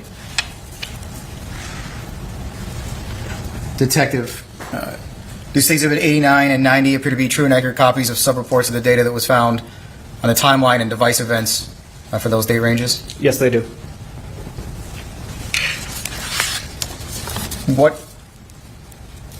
Detective, what did you do with that data, that information contained in those two reports? Essentially, I opened up an Excel spreadsheet and merged the device events and timeline events of Emily Noble's device onto it. Detective, I'm going to show you what's being marked as State Exhibit 91.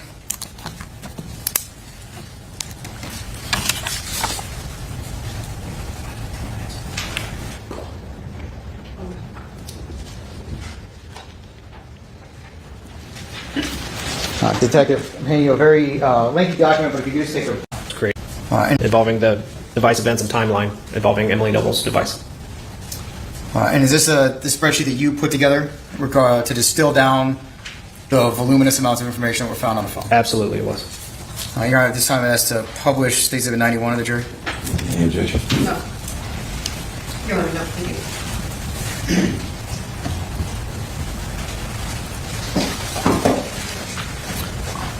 And Detective, we'll come back to this in more detail in a moment, but can you tell us, generally speaking, what is it that we're looking at here on State's Exhibit 91, the first page?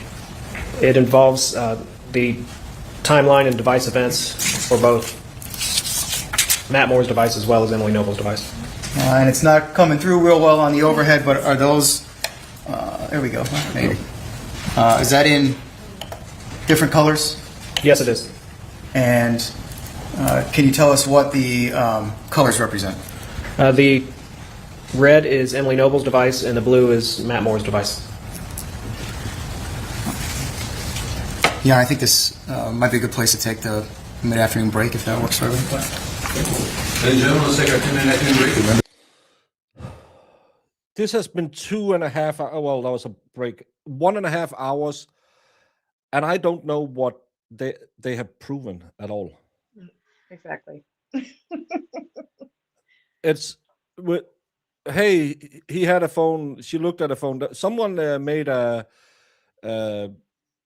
withdrawal on a check.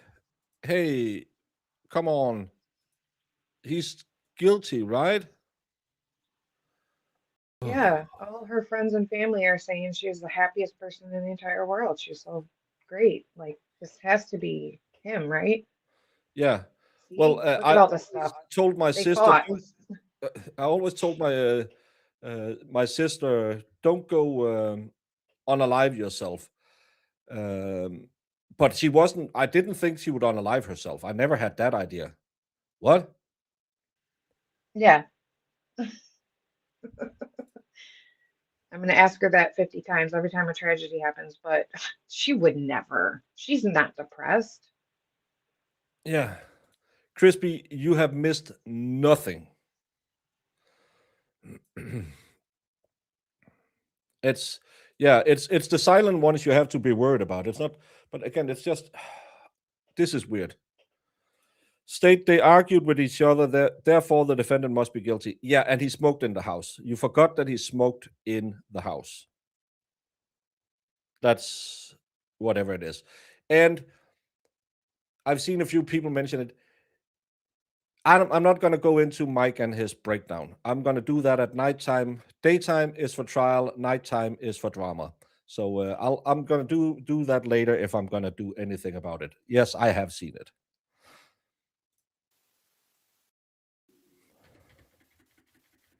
But Mike, leave Massa out of this. He's a good one. Were you able to find text messages between Emily and Celeste about their get-together on May 22nd? Yes, I was. And were you also able to recover J7 has just unalived someone. text messages from Emily Noble's Yeah, and anyone who's drinking vodka, smoking in the house, clearly unalives people. phone between her and Westfield Dental? Yes, I was. All right. Did you also examine the extraction report for the cell phone that... Yeah, but I kind of want to keep all of that drama. Let's do that on night streams, away from trial streams, so we don't mix all of this shit up. I know it's going to be a little difficult, but people are here for trials. They're not here for me shitting on other creators. I can do that on my Pie Club. was seized from the defendant? Yes, I did. And did you look at the same types of information that you did with regard to Emily Noble's phone? Yes, sir.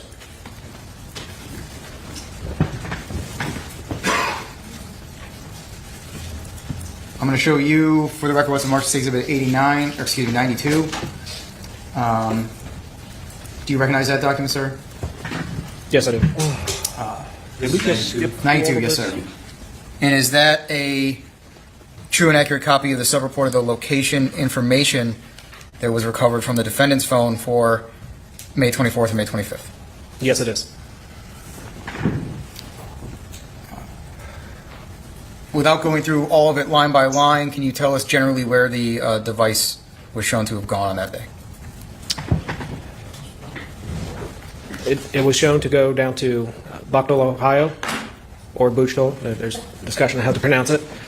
As well as on the way back, there was a stop off at I believe it's a rest area, and then also in Worthington, Ohio. And this was, this is the iPhone that was seized from the defendant at Yes, the time sir. of the search warrant. That is from May 27, 2020.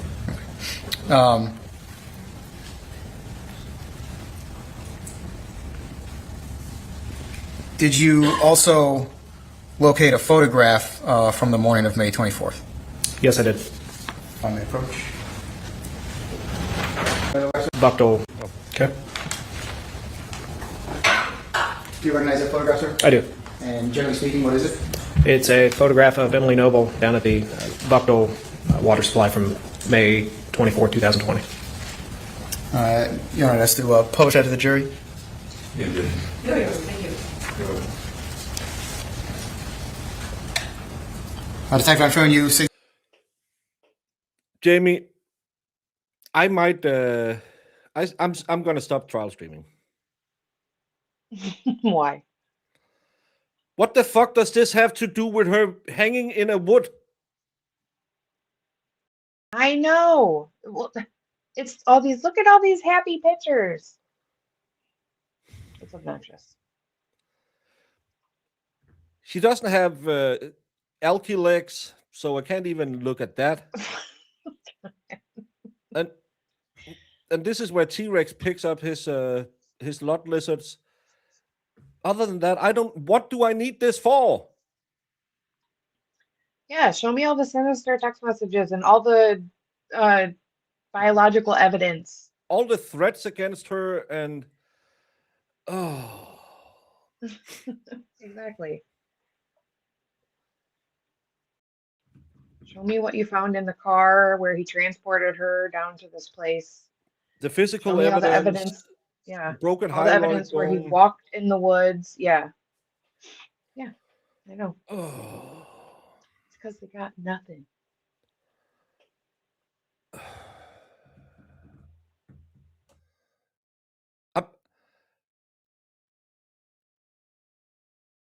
We wasted 2 hours of watching this bullshit. There's nothing other than she didn't like him drinking, that and him saying that her intellect was shallow. That's the worst we have seen today. Mhm. But did you see them take a picture in Massachusetts at a truck stop? It's a truck stop, pickup trucks, cars. I don't know what it's for. If it can you maybe you can drink the water. I don't know. Yeah. I don't know. I don't know what this is, but I'm just. It's annoying. Where's the data location for for his phone? We haven't really gotten into his phone so far. Still don't know what the defendant's motive was. I mean, the state claims that he did it, but has not shown any evidence as to why he would do it. Sebastian, they don't need to prove motive in murder cases. That's one of those misconceptions that we get from watching TV. Oh, he did it to get the insurance money. You can't just kill someone because you feel like it. And today, I might have a hankering after sitting through 2 hours of this BS. Yeah. But they'd make you to believe that the motive is, look, hey, they were having marital arguments. Yeah. And they went to a truck stop. Yeah. I don't know what that thing is. I think it's in Massachusetts. So someone I in don't know. Massachusetts, tell me what it is. 93 now in the overhead. Can you tell us what it is now? The jury can see it, what we're looking at here. It's a picture of Emily Noble down at the Bucknell Water Spring on May 24th of 2020. And that photograph was... It's the Buckle Water Spring on May 24th.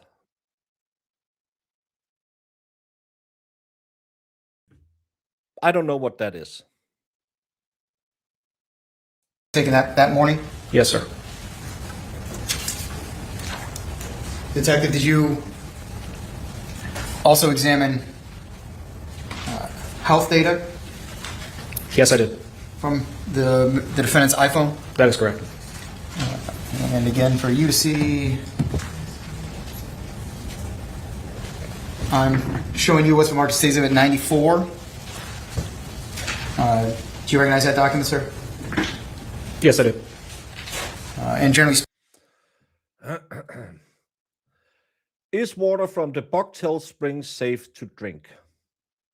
Every year, thousands of people stop at the Bucktail Spring to enjoy the free cold water that pours continuously from the 3 pipes into a concrete trough. It's been around for as long as any residents can remember, according to the legend. Morgan's raiders watered their horses at the trough during the Civil War. The spring is nestled between 2 houses on Franklin Avenue, just off SR 78, with 3 parking spots for people who come to collect water. It's public property and free for anyone to use. Mayor Tom Tackett estimates at least 25 to 30 cars stop at the spring every day. So that is where they are. It's hippie water fountain. what is it? It's the activity data on Matt Moore's iPhone. Oh, now we get to his. And specifically, the first entry is May 24th. That is correct. And last entry on May 25th. That is correct. So again, it's a sub-report of the health data for those 2 particular days. Yes, sir, that's correct. And does it appear to be a true and accurate copy of the sub-report of the data that was recovered forensically from the defendant's iPhone? Yes, it does. I want to, Your Honor, at this time, I ask to publish State Exhibit 94 to the jury. No objection. Detective, I'm going to go down to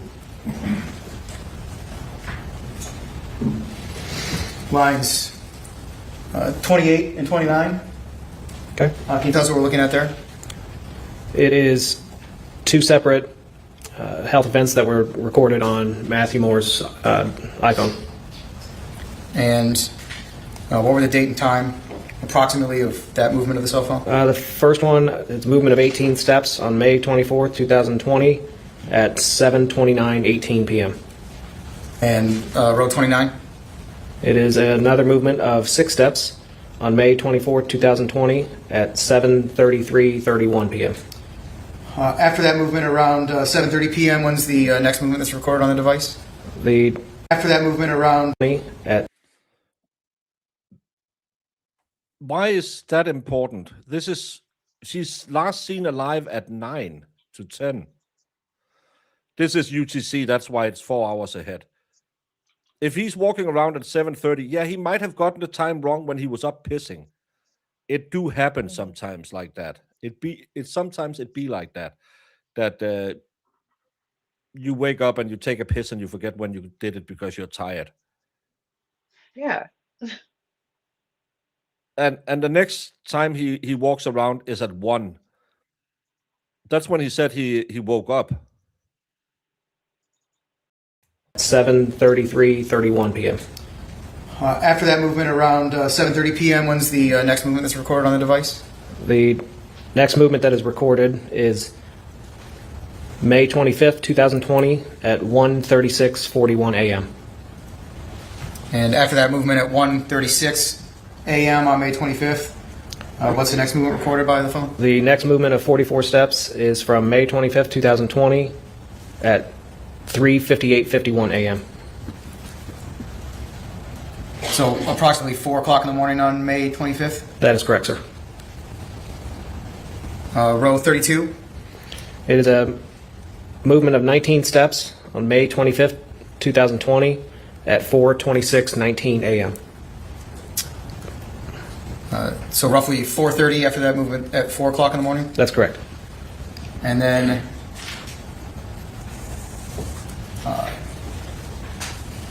row 33. What are we looking at there? It is a movement of 12 steps from May 25th, 2020 at 12:38:21 p.m. So roughly 12:30 in the afternoon on May 25th. That is correct. Fair to say, Detective, then it goes on to have lots of movement later on in the day on May 25th. That is correct. Like, did you not also really that examine... jamming. Oh, 12 steps here, this, like, Which we all know could be steps, could be nothing. It could But be him driving around in Canton, the magical car ride that'll yeah, register as walking. But Jamie, anything between 8 and 14 steps is a strangulation. yeah. And transporting a body? Tell me where that happened. Oh, he must have left his phone at home for that, I guess. Sebastian, you and me both. You and me. I love that the further we get into the trial, the less certain I am that he have done it. In the beginning, I was like, yeah, it's kind of weird she just disappears.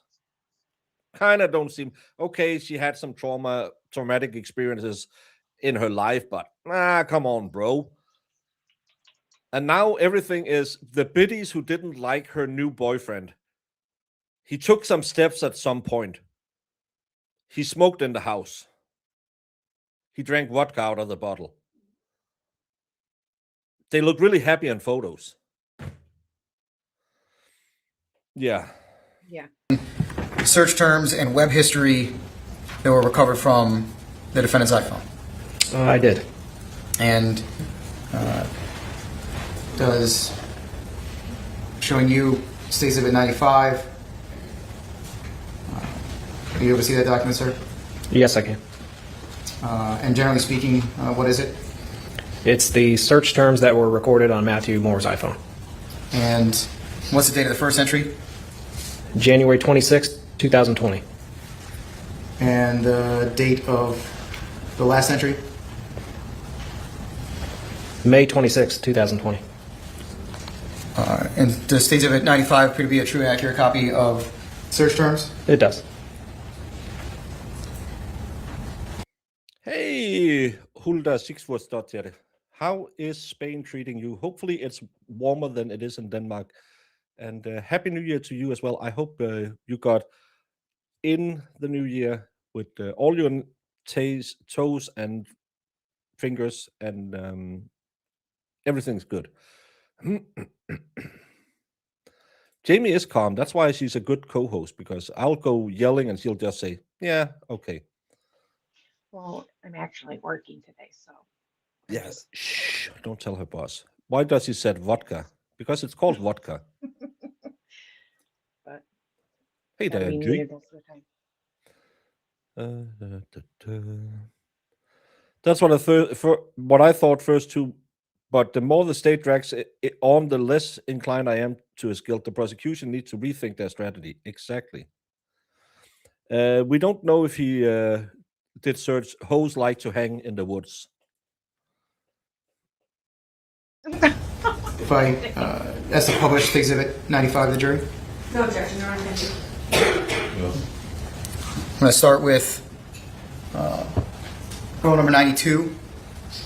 Can you tell us what the search term was there? The search term was Eric Gordon Peterson, Las Vegas. And what time, date was that?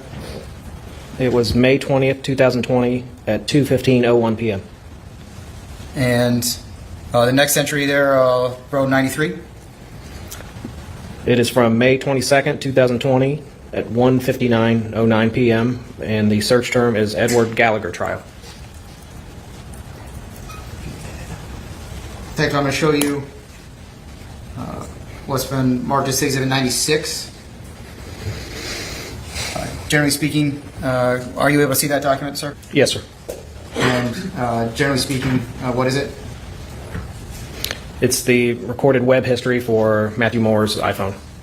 And is it a true and accurate copy of the information that was recovered from the defendant's iPhone? Yes, it is. Your Honor, someone has to publish State Exhibit 96. No objection.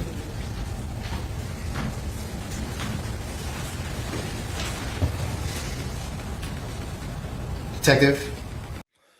A good example of a good state case was the Daryl Brook case. Yeah, but that was a pretty open and shut case. And contrary to popular belief, I don't like Judge Darrow in that case. I thought she gave him way too much leeway acting out. And saving it for appeal. I know, but I think if we had a Borowski or someone in that case, maybe my think about the jury judge maybe Sarah Boone's judge, we would have had a way better trial, because this guy should just have been gagged and thrown in the other room. Couldn't agree more. I want to draw your attention first of all to row 642. Can you tell us what we're looking at there? It is the website that comes up as part of the Eric Gordon Peterson Las Vegas Google search. And does line 643 appear to be accessed just after that search? Yes, it does. And could you tell the jury what the Eric Gordon Peterson Las Vegas page was there that was clicked on? On line 643? Yes, sir. It is the page from a website called docketalarm.com. And are you actually able to click right into that same website by clicking on the report that's been generated? That is correct. What does the Peterson case have to do with this? Eric Peterson was arrested for a deadly random stabulation of a woman. He lived in Vegas for 8 years, I believe. Maybe he knows these people. Maybe he knows this neighborhood. That's what I was thinking too. Suspect in the stabulation, which occurred around 5:40 a.m. outside of Green Valley Grocery. Homicide determined Peterson was outside of the store acting suspicious before the stabulation. The woman passed away. They didn't know each other and labeled it as a random. Police had previously said it appeared the two was in a relationship. So maybe that's what's wrong. They found him at a nearby residence and took him into custody. Yeah, and it could have been in like the town he grew up in or something. Because I know if I see somebody, like something happened in my town, I'd probably click on the link and be like, "Who's that?" I'm daily going in to see if I can find out what happened with that guy who passed away on the day before New Year's. Well, you better be careful. Yeah.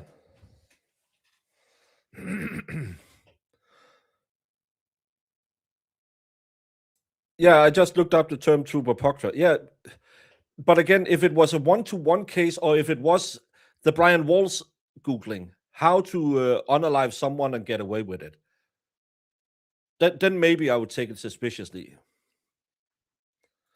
Lefty, shut up.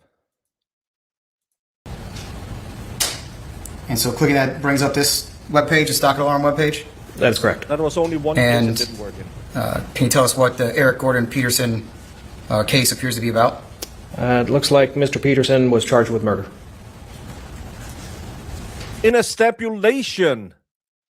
The facts, Jemima, you must agree with me. This is not how you build evidence. This is a totally different case. How can A and B doesn't make C? It would be the same to say, well, someone robbed a bank, and he looked that up because it happened next door to where he used to work. Well, he's a criminal. Oh. I'm flabbered and casted. Detective, continuing down, the other search term that we talked about was the Edward Gallagher trial.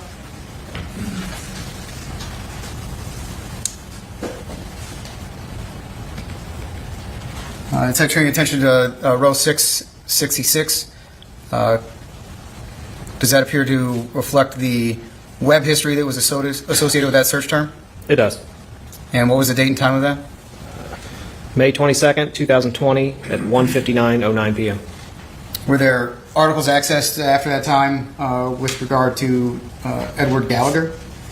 That is correct. And were you able to review those articles? Yes, sir. And generally speaking, can you tell us who Edward Gallagher is? Edward Gallagher was a gentleman that was charged out of the murder of 4 individuals.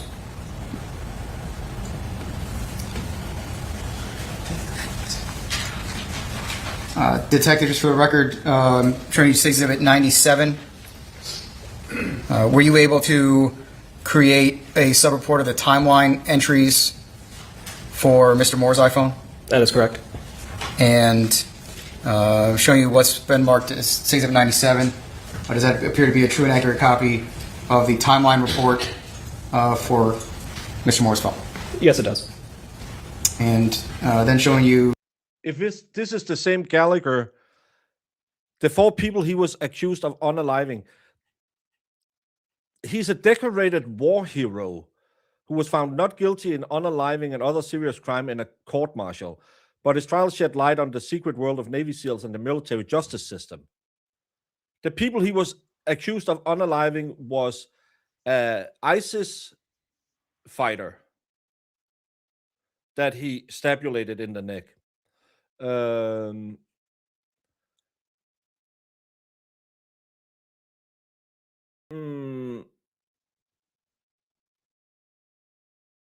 He's also charged with shooting 2 Iraqis, a girl in a flower print hijab and an elderly man walking near the Tigris River.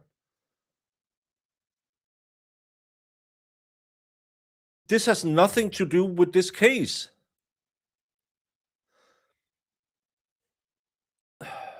Exhibit 98. Were you also able to access the device events from Mr. Moore's phone? Yes, I was. And did you create, does this appear to be a true and accurate sub-report of the information that was found regarding the device events on Mr. Moore's phone from May 24th to May 25th? Yes, it is. Similar to as we talked about Emily's phone, did you take this timeline information and this event information and put it together into your spreadsheet that's been marked as State Exhibit 91? Yes, I did.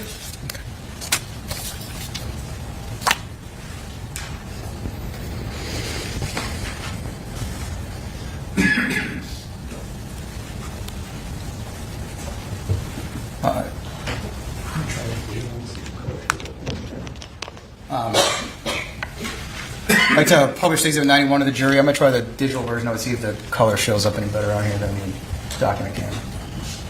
There we go. All right, Detective. I want to start with the top of State Exhibit 91. Now, what time did you start entering in this information? I started on May 24th of 2020. And are these times already converted to Eastern Time? That is correct. So this time I will show activities recorded from the 2 devices already converted to Eastern Time. Don't subtract 4 hours. Correct. All right. I want to talk about generally what's the first entry that you have there from Mr. Moore's phone? The first entry is that Mr. Moore's phone is the display turning on-off. And do we see that reflected a few other times over the next few rows? Yes, sir.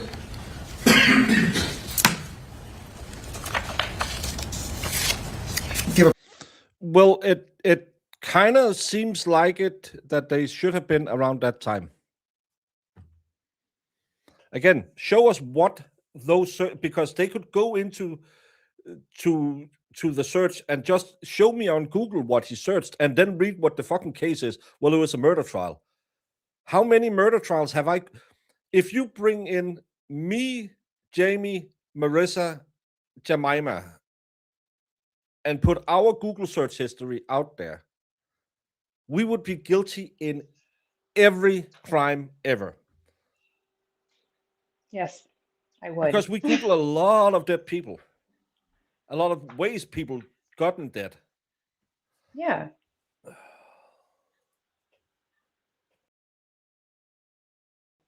And I agree with Sean. Like, it's the internet searches are so stupid when they're not specific to what you're accusing this person of. Yeah, especially when it's just to the docket side. Mm-hmm. Marissa and Jemima goes on the docket for me almost daily when we have trials running. That doesn't prove anything, other than Marissa's husband has been curiously missing since Christmas, because apparently that wasn't what she wanted. Not that I'm accusing her of anything. Preview, are you also able to, in this, did you place through this timeline information about apps that were accessed and used? Yes, I did. I'm going to show you what's marked as State Exhibit 99.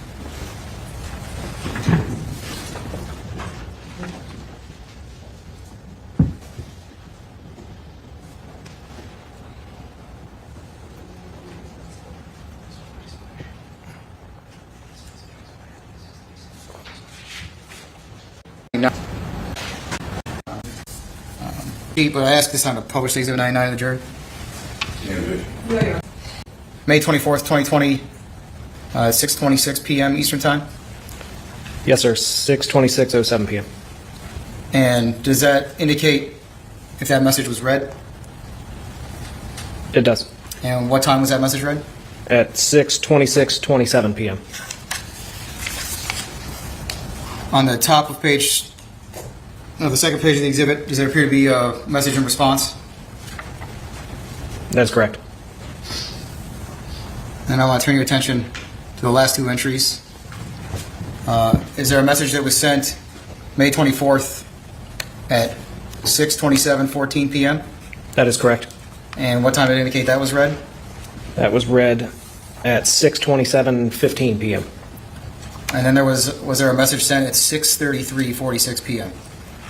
That is correct. And what was the date and time in which that message was read? It was not read until May 25th of 2020 at 4:42:17 p.m.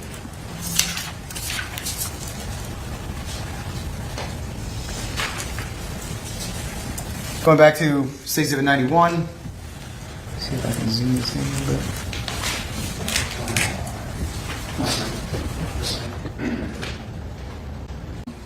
That was at. Okay. And can you tell us what time that was? That was at 6:52:0 p.m. And you indicate under the heading event type, what is that? It was a message received on Facebook Messenger. And then under the column labeled value, what was that? It was a message received from Heather Z. Right underneath that, the next entry, can you tell us what that is? That's for the entries at the same time of 6:52:0 p.m. And what was the event type that was listed there? It's the trigger for the display on-off. And indicating that the display turned on? That is correct. Did you hear the testimony of Detective Howell this morning? Yes, I did. About trying to look around the time to figure out whether that was a user-initiated activity or just usage of the device? It's just the usage of the device itself. And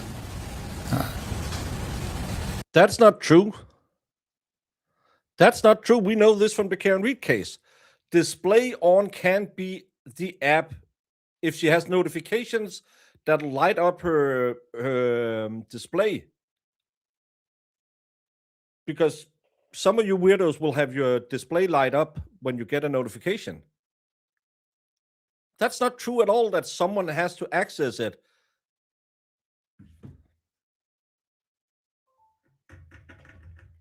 Jamie,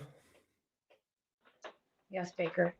I'm not sure I'm going to survive this one. Why did you want me to watch it? Because it's great. And the defense attorney will rip a new one, so.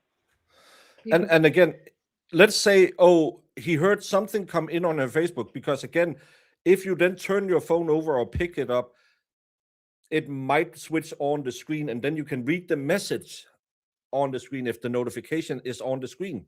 So someone is texting, hey,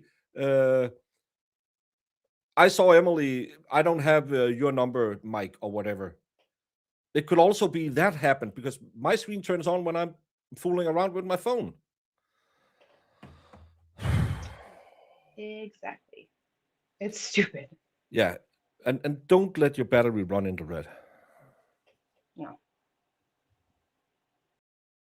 But always look forward to the cross. But it's taking forever to get to the cross. I know. Can we just skip through the cross? I just so what the look for records cross. reflected at the time that this And this guy talks so fast, I can't put him at 1.5. So message was received, the screen lit up on the phone. That's correct. After this time, more entries from the defendant's phone. That's correct. And I specifically want to draw your attention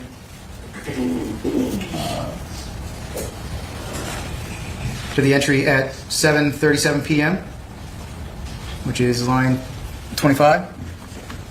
7:37:57 p.m. Yes, sir. Okay.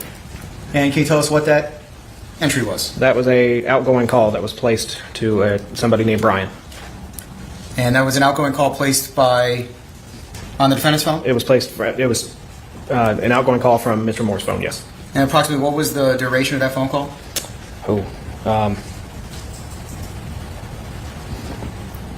Sue, you'll probably yell at me. 33 minutes and some change. Sergeant Hall, If no one minds it, I'm just going to skip to something relevant because this is just phone records. Who called who? Why? Tell me why this is interesting. Jamie, is it okay? I'm good with it. The display went on, received from Jen, and then there are 2 activations of the display screen going on for receiving those messages. Just receiving them. It's a message that was sent from Crazy Jen. And what does it indicate the time that the message was sent? It was sent May 25th, let's back it up, I apologize, that's 4 hours. May 24th of 2020 at 8:07:28 p.m. And to flip back over real quick to State Exhibit 91, you said 8:07:28 p.m. Is that first text that's labeled? At Is it similar time? Second page, the State Exhibit 100. Does that indicate similar? Yeah, there's no reply on the fact. on at this time. And then additional messages should receive a report from, I guess, what's colloquially What they had studied previously with the body out in the elements. Exactly the way. Was that designed to mimic exactly the way Emily's remains were found? Not exactly, no. If you recall, how did it differ from Emily? It differed because they had taken the legs from it was essentially like a crash test dummy, was the best way to describe what they had used. And they had taken the legs off and put it up into the lap of the dummy itself. Was there a cord that was used for the test? There was. And how was that cord fastened around the dummy's neck? Honestly, I can't recall.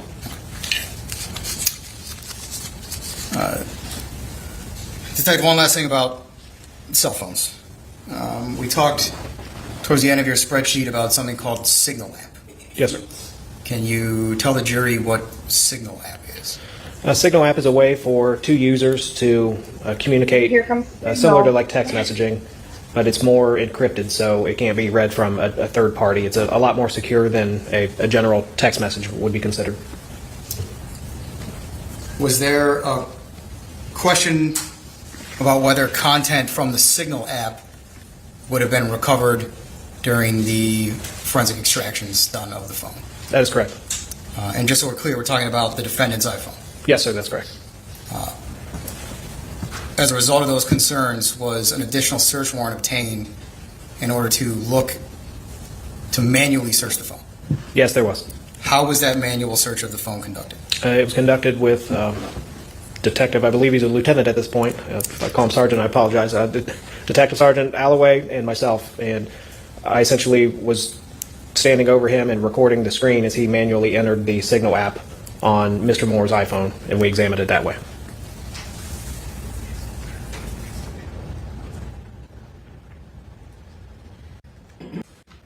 No, sir. Yeah, all right, that's because I'm wrong. Yes, sir, I am. And State's Exhibit 106, does that appear to be the video that was taken of the manual search of the cell phone? That is correct. And were you able to locate the Signal app? Yes, we did.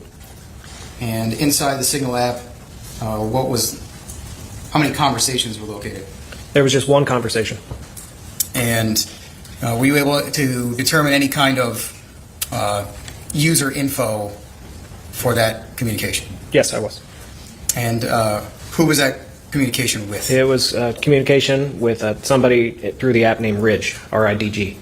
And were you able to obtain any other information about this Ridge? We were able to obtain a phone number. And did that phone number mean anything to you? It did. And who did that phone number belong to? It belonged to Matheau Moore's friend, Mr. Ruggaroli. Detective, in reviewing the conversation, were you able to determine what were messages that were received in Signal App and what were messages that were sent in Signal App? Yes, we were. Approach with what's the mark stated at 107? Screenshot from the video itself of part of the conversation between Arturo Regaroli and Matheau Moore. This time the published stays at 107, Richard. Here, can you tell us what date and time we're looking at? May 7th, 2020 at about 1:21 a.m. And can you tell us what that message from the defendant's phone said? So the message from Matheau Moore says, "My marriage is over. We don't fuck anymore. I'm an old dirty bastard who needs to ramble." I don't know for the question this time. What did the rest said? My marriage is over. Remember, he said to the detectives, I lost my my libido when my kid died. I'm an old dirty bastard who needs to ramble. Maybe go to the Philippines, be a beach bum. The world is going to become very different the next couple of years. Sure. What does Okay. this prove? It proves he wanted to go away. It didn't prove I can't stand this woman. It's just Well, I don't want to live like this anymore. It proves they were maybe having problems. Okay. Yeah. Still. Anthony from Ohio, please no spoilers. We are rewatching it without knowing the outcome. Well, some of us, because Sue has read ahead. I have a bug flying around in my studio. What? You should be dead this time of year. Needs to ramble. Yeah, and Sorry. based off the time it is too, like it's possible, yeah, like could he, he's also probably drinking maybe.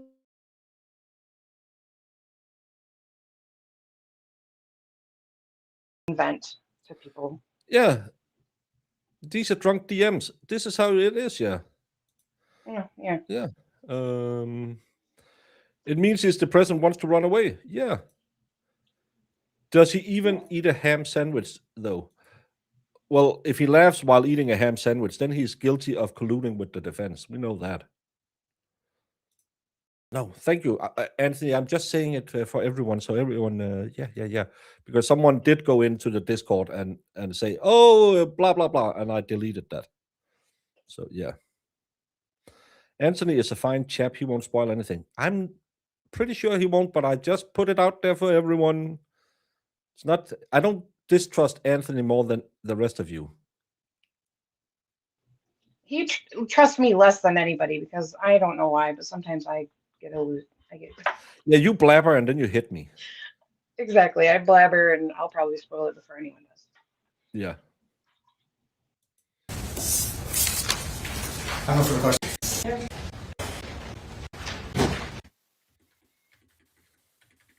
Let's get some cross. And a little bit before 5, so she understands that during the course of her cross-examination, that we'll pick it up later. This is just way more interesting. So I've heard men have sex to feel close, but women need to feel close to have sex. I don't know. I think in a relationship, that's probably true. And that's one of those things that doesn't really work either between men and women, because we probably are more driven towards it than women's are, and women's are the gatekeeper. Just watch Ghostbusters. we're way more emotional. Yeah. I'm not blaming Anthony for anything. Why the people on Jamie? You're so mean on everyone. I think it's funny when they yell at you. My husband tells people he wants to run away to a cave. I'm waiting. Still hasn't happened. Yeah, the judge has a nice soft voice. I like him a lot. He's very chill. Yeah, but he seems firm at the same time. I like that in a Yeah, so- judge. So far fair, Yeah.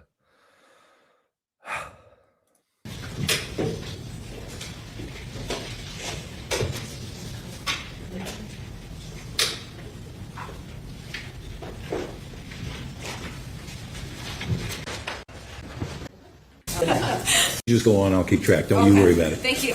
You know how I can be now. Detective, how are you? Okay, ma'am. How are you? I'm okay, thank you. So, I'm going to start with the cell phone, and it won't surprise you to know that I'm going to bounce around a bunch. But you, in the extraction, the text messages between, or the messages between Emily and Matt, did you ever print those out and have an actual hard copy? No. Would it surprise, there was a volume of text messages, were there not? Absolutely, there were. And would it surprise you to know that the volume of text messages within the date and time of your search range was this much paper? I believe that, yes. And of this much paper, of messages between Matt and Emily Moore, the exhibits you were asked about, 81A, 81B. I like this approach. See all the bullshit they showed you. They had to cherry pick a lot to get what they claim is evidence. I like this way. Yeah, because it's very eye-opening to say that's all the texting. Yeah. Did you see how much they showed you? Like, come on. Yeah. Well, you have to be close to have smacks. It's not like you can bash the bishop and throw it at them. Well, you can, but you will get in trouble. Be nice to Jamie. We are all still traumatized because her mom's attic friends ate all the food at Thanksgiving. Yeah, that's true. God. I am traumatized. Did you I'm get hungry. something for Christmas? Oh, yeah. Well, My food. dad made well, I didn't take any home. We ate it all, but he made a lot of ribs. Oh my God, it was so good. B, 81C. Those text messages and those 3 exhibits that talked about those arguments with Matt and Emily consist of that much paper. Okay. Is that fair to say? Those are the exhibits you were asked about? Yes, ma'am. Okay. So I want to go through them. Have you, let's go through them. And if you wouldn't mind, because I'm going to go through so many exhibits, if we just showing you what's been marked is 81, State's Exhibit 81A. Just so the jury is clear, 81A is from November 21st of 2019. Is that right? That is correct. And Detective, let me know if at any point in time you need me to approach. I'm happy to show you things if it's more clear. Okay. And I just want to go to the second page of that when you were giving color and context as to what Matt and the phone of Matt and Emily are saying. Right here in the green bubble, that's the bubble that's associated with the phone for EM. Is that right? That is correct. Those 2 words right there say not mean, do they not? That's correct. Sorry, that's correct. It says unintelligible. Correct. Unintelligible means I can't understand you, doesn't it? Yes, ma'am. And then I want to go. Maybe that's what Jemima and Marissa and Jamie is saying to me every day. You are unintelligible. Because I'm dyslexic, I've read it as you're unintelligent. Yeah. Thinking about it, probably it's the unintelligent part. No one, we're not mean to you, please. That's my truth journey. On to this last message, which you were asked about. I'm going to get it together soon. I just need to let this sadness thing run its course. It won't be much longer. Do you see that? Yes, ma'am. Now, you were questioning Matt Moore in that interview room on May 27th, and you were asking him a whole lot of questions about his marriage. You would agree with me that you kept using a time frame of 6 months. Do you remember that? Yes, ma'am. Like last 6 months, right? That's correct. And I remember in the interview that, of course, the jurors watched, and tell me if I'm wrong, but you were using that 6 months time frame, and Matt told you that things after Joey had killed himself had been tough, for lack of a better word. That's correct. They had both, they being he and Emily, were both dealing with that situation in different ways. Do you remember him telling you that? That's correct. So tell me, we know that Emily went missing in May, right, of 2020. Yes, ma'am. So April, March, February, January, December, November. How many months is November prior to May? What, the exact date or just a ballpark? Just a ballpark. 6 months. 6 months, right? And right here he says it won't be much longer. Do you see that? Yes, I do. Diane was very fresh off a huge exoneration in a 13-count unaliving indictment of an ICU doctor, William Hustle. Didn't we watch that? Or did Dave cover that? No, I don't think so. Because this Will- was the first time I've ever seen this lawyer. But I've never William seen- Hustle, or Husel, or Husel, or however you say it, it tickles something in my brain. Yeah, you'll have to Google it because I don't think. I Yeah. don't know. Because we never watched anything with this lawyer together. And I know me and Dave didn't.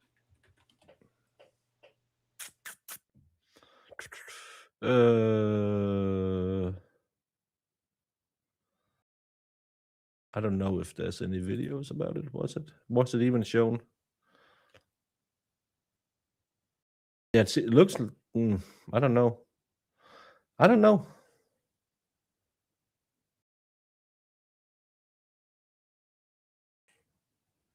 No, it doesn't look like Trial TV or Law and Crime had it.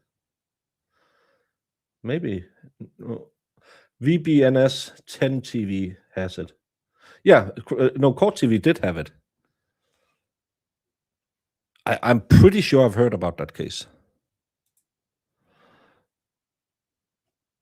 This is the first we've heard about, seen her. Maybe it's just the name. Maybe it's just the name.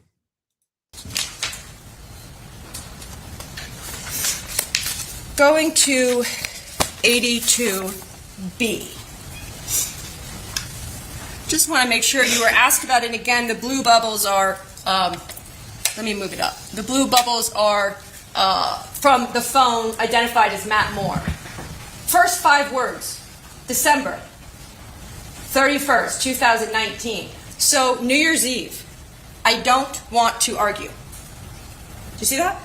I do. And you've reviewed, I know, this stack of messages through the course of your investigation. You would agree, would you not, that the message of "I don't want to argue, please be positive" is a constant message from Matt Moore to Emily Miller? Okay. It's a regular message, is it not? Please be positive. Stay positive. I need you to be positive. I agree with that.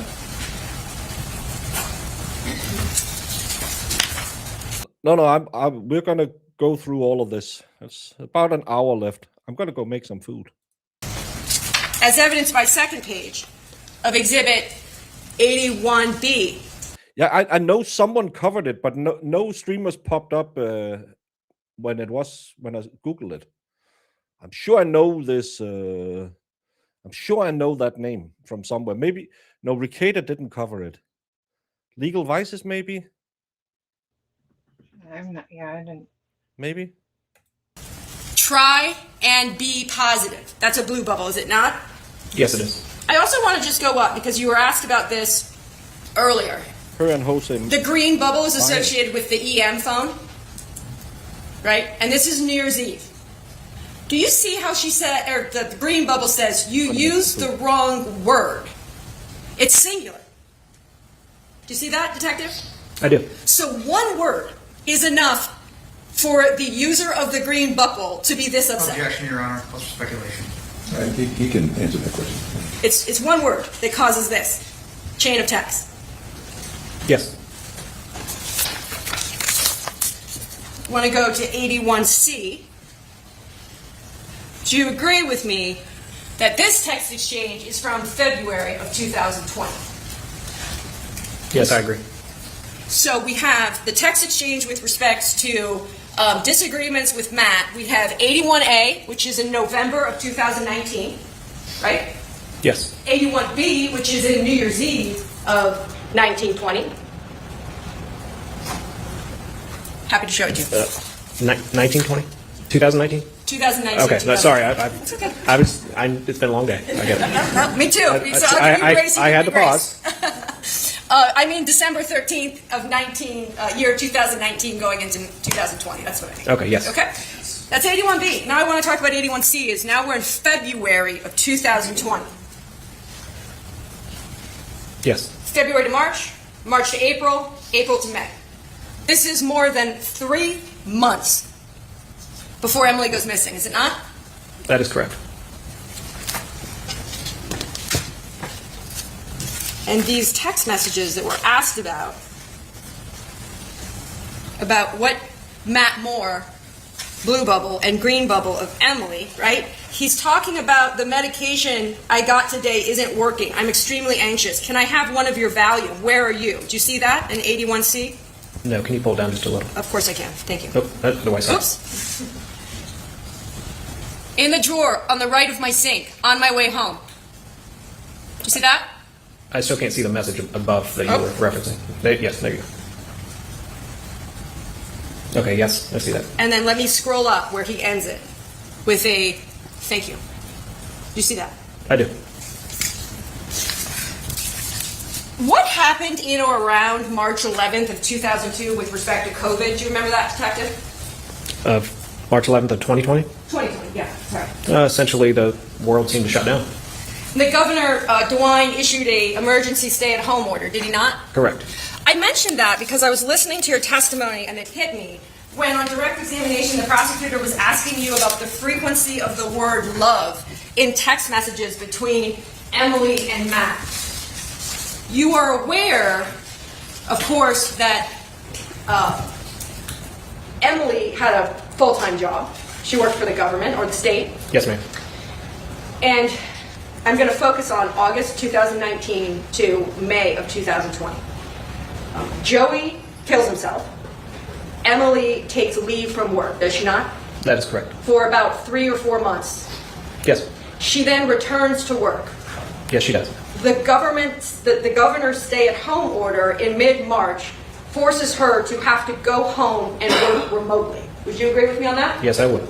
So when you talk about how the number of comments for love appeared to be less in March and April, I mean, you would agree with me that she's working at home at that time, right? I'd agree that she's working from home, yes. So maybe we don't need to text as much if I'm actually at home with you. Okay. Right? Because we know Matt wasn't working. That's correct. And so Emily's working remotely from home as of the governor's stay-at-home order, correct? Yes. Mid-March goes into April, right? And goes into May. Yes.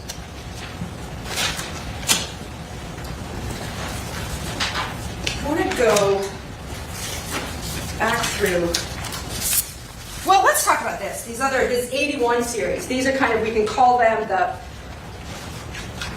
Matt and Emily argument emails, text. Can we call them that just so that I can refer to them? Because these are it, right? Okay.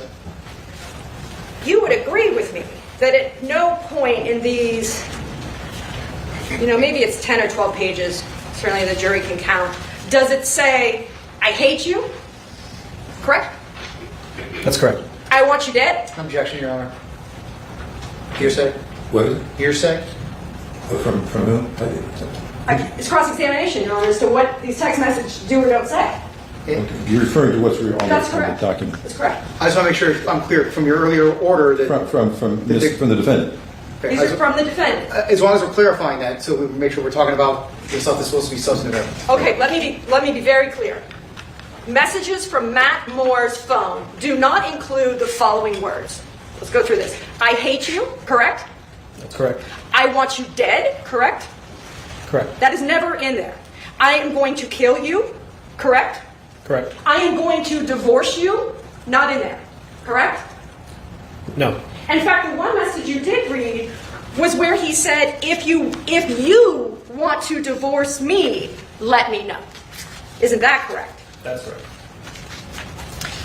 None of those statements are in the meat of these Emily and Matt argument texts. That's correct.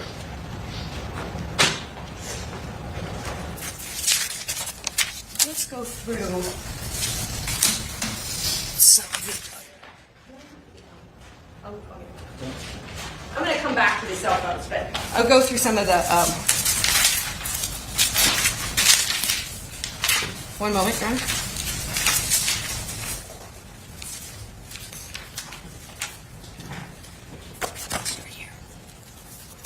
Just start going through. You show exhibit 77 and 88. I printed printed out a copy. Okay. You were shown an electronic copy. If I may approach, Your Honor? Yes.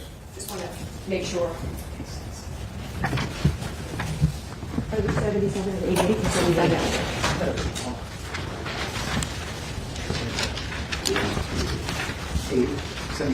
77 and 80. Yes. 77. That's what I have. Okay. Okay? Yes, ma'am. And I'm going to ask you some questions about those, and I'll put them on the screen. These are the same electronic versions that you were shown during direct. Yes, ma'am. So these records from JP Morgan are for 2 different bank accounts. Is that correct? That's correct. One of them, and I'll start with Exhibit 77 because that was the earlier account.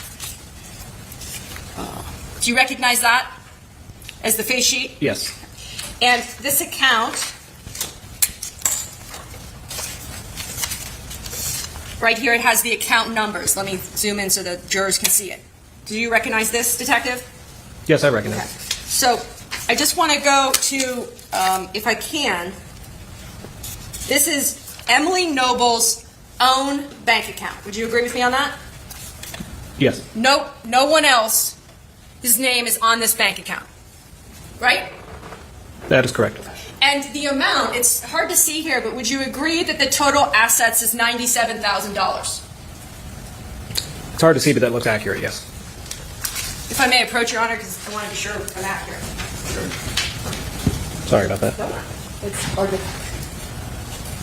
Yes. If you could read the exact amount. $97,499.82. Is she picking some good holes? I was making my dinner. Yeah, and she's going over the bank account stuff right now. But yeah, she's just pointing out, a lot of inconsistencies. Yeah, that we are putting everything in context 6 months before it happened. Yeah, Yeah. but she's getting into the bank account. You were asked about the 2, let me go to Exhibit 80 now. Exhibit 80 is an account that had both Emily and Matt's name on it. Does that sound right? I don't remember the specific exhibit number, but yes, I remember an account with both their names on it. One moment.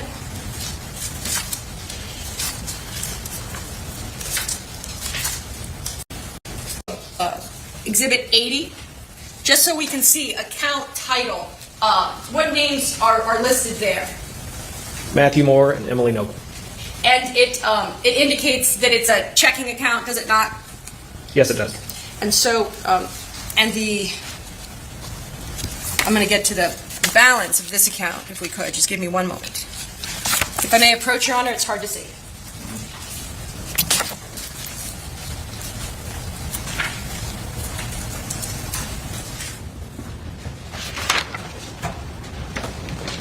All right, so hard to see. Okay. And what's that account balance? The ending balance is $90,923.11. Thank you. So the one account with Emily's name is roughly $97,000? Yes. And the one account with both of their names is roughly $90,000? Yes. The 2 checks that you were shown for the $5,000, do you remember that during direct examination? Yes, I do. Paul Pulver is Matt Moore's stepbrother, is that correct? I thought it was half brother, but You know what, you're right, it's his half-brother. He lives in Florida, does that sound about right? yes. And the other check for $5,000 to Arturo is a friend of Matt's? Yes. And at no point in this case, you interviewed Arturo, did you not? I did not. We actually sent the local FBI office out to interview him. Because Arturo actually lives in Vegas, where Matt used to live? Yes. And Paul lives in Florida. Someone under your direction interviewed Paul as well, did they not? It was through a phone call. I interviewed him.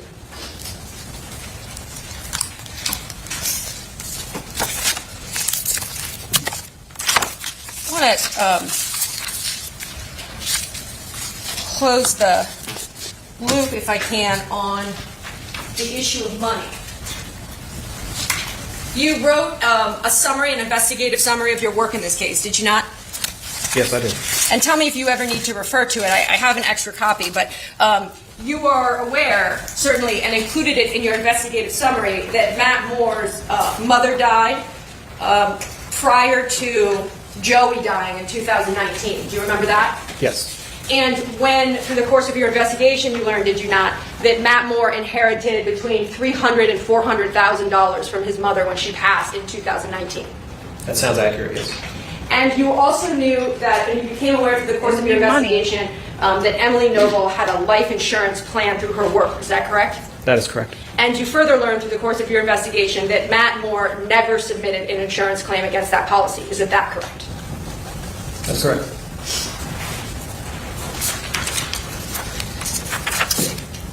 There's some good stuff. I wanted to talk about some, and I warned everyone I was going to jump around. Jump around. There's some pictures that I didn't show Officer Leckie yesterday, but you are, of course, familiar with the photos from the scene at 46 Abbey Cross that were taken on May 27th during the search warrant, correct? Yes. I'm going to talk about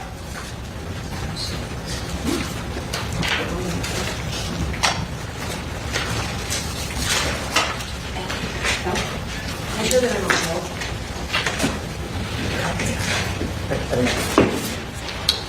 Showing what the witness has been marked as Defendant's Exhibit L. Detective, do you remember that photograph being taken by law enforcement on the day of the search? If we could display. Oh, that's my job. Oh my goodness. It's up. You know what? Takes a village. Thank you so much. Shoot. Do you remember this photograph that's now been marked as Defendant's Exhibit L being taken during the search? Honestly, I don't. Okay. Do you want me to approach so you can see it more closely? No, I can see it clearly. I just can't recall it in the stack of photos being taken. Okay. And if you can, you just don't remember this photo being taken. I want to zoom out so that we can look at the photo and then I can orient you to it after I grab another photo. But you see that there appears to be a card, does there not? Like an envelope with what it looks like to say E and M? Yes. And if I may approach, Your Honor, with Defendant's Exhibit L, I don't want you to take my word for it, but I just want to be sure that that card is not or was not taken by law enforcement as an item of evidence. Is that right? That's correct. And you know that May 24th was Emily's birthday, correct? Yes. And so should that have been a birthday card, we don't know the contents or the messaging that was taking place between perhaps Matt and Emily the day of her birthday. Is that fair to say? Yes. I'm going to talk about two other pictures that weren't shown yesterday that I just want to do. Defendant's Exhibit M and N.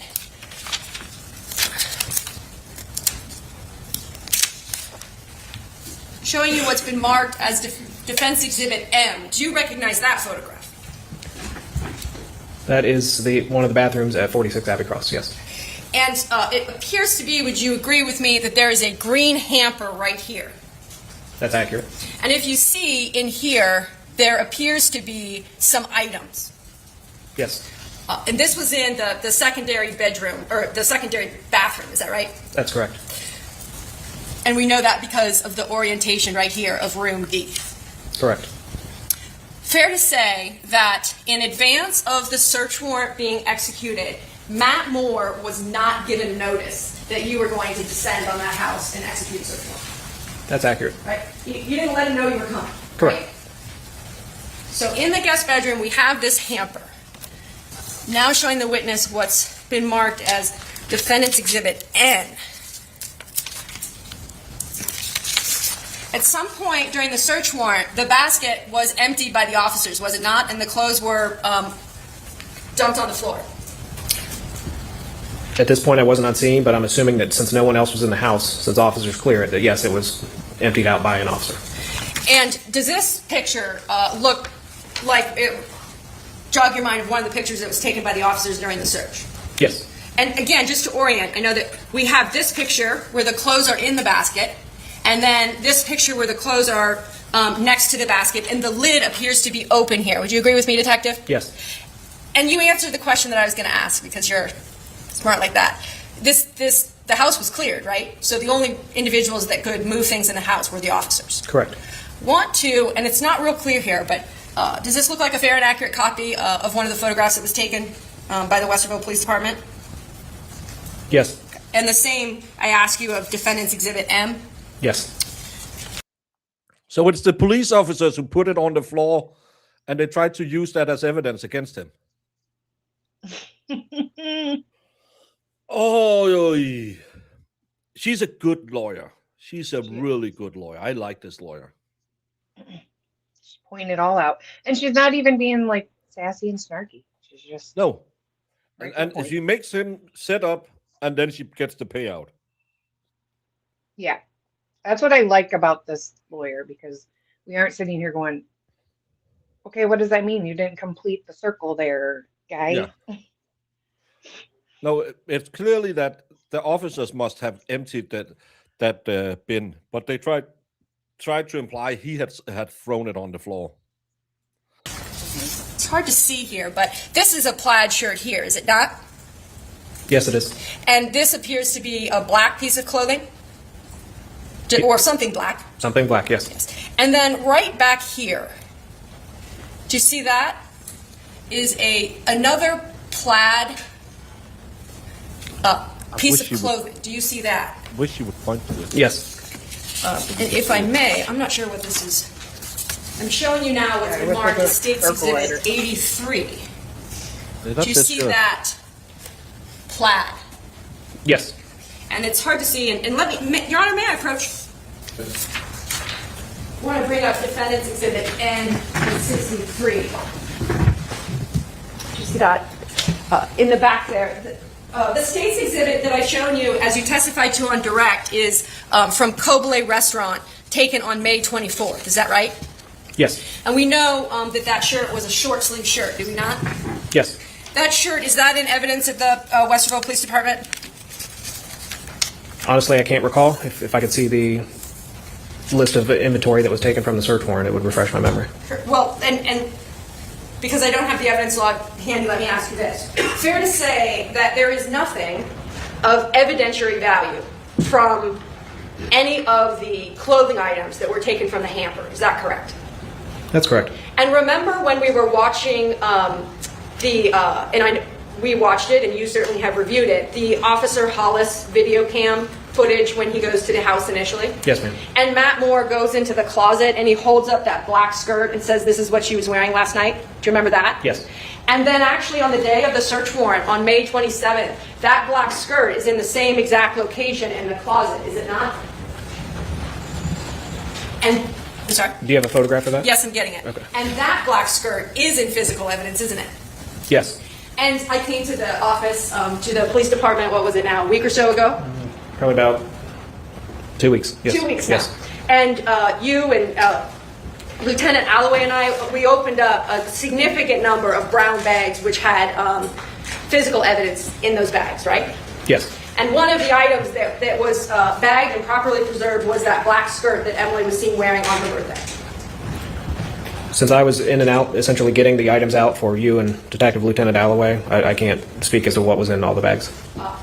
You are aware, though, are you not, that it was seized as evidence, a black miniskirt? Yes.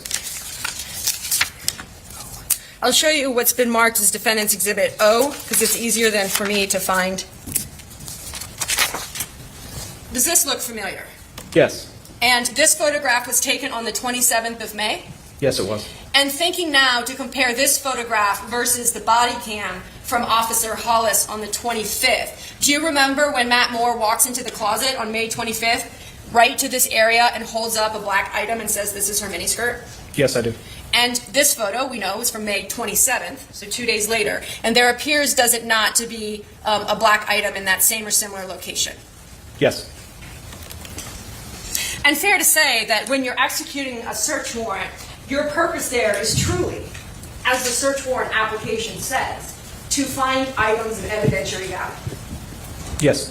That's why you're there. You're looking for any possible evidence of trace evidence, right? So blood spatter, hairs, fibers, anything that might indicate to you that there was some sort of crime committed there, right? That's correct.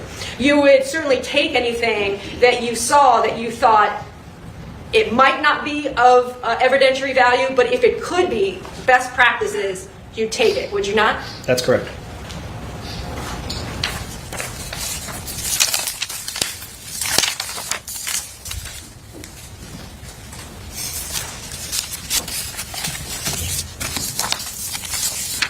Showing you now what's marked as I'm being challenged on my alphabet. P. Defendant's Exhibit P. Detective, I know you haven't been shown this photo before, but I ask you if you recognize it. Yes, I do. And where was this photo obtained from during the course of the investigation? This is a photo from Matt Moore's iPhone. Which was, based on the data, this was taken on May 24th of 2020, was it not? That's correct. And this area where it's taken, I know we heard some testimony from Amy Thomas, but this is called the Field of Heroes, correct? That is correct. I just want to draw your attention. Do you see those shoes that Emily Noble is wearing in that picture? I do. And so we know that this is the day of her birthday, the day before she goes missing, do we not? That's correct. And do you see it looks as if there's some kind of shoes and then there's like a black right there, almost like a sock that's peeking out. Do you see that? Yes. Showing you what's been previously marked as Defendant's Exhibit H.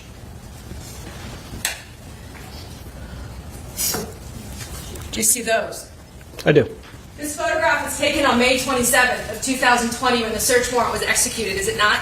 That's correct. And these shoes seem to indicate that it looks like there's some socks in them. Yes. And we know that they're in the garage because of the marker. Yes. I'm just going to show, once I clear. Let me approach, if I can, Your Honor, with Defendant's Exhibit H and Defendant's Exhibit P. Detective, would you agree that the shoes or the booties that Emily Noble is wearing on May 24th of 2020 appear to be same as similar as those that are just sitting in the garage at 46 Abbey Cross on 5/27/2020? Yes, they are same or similar.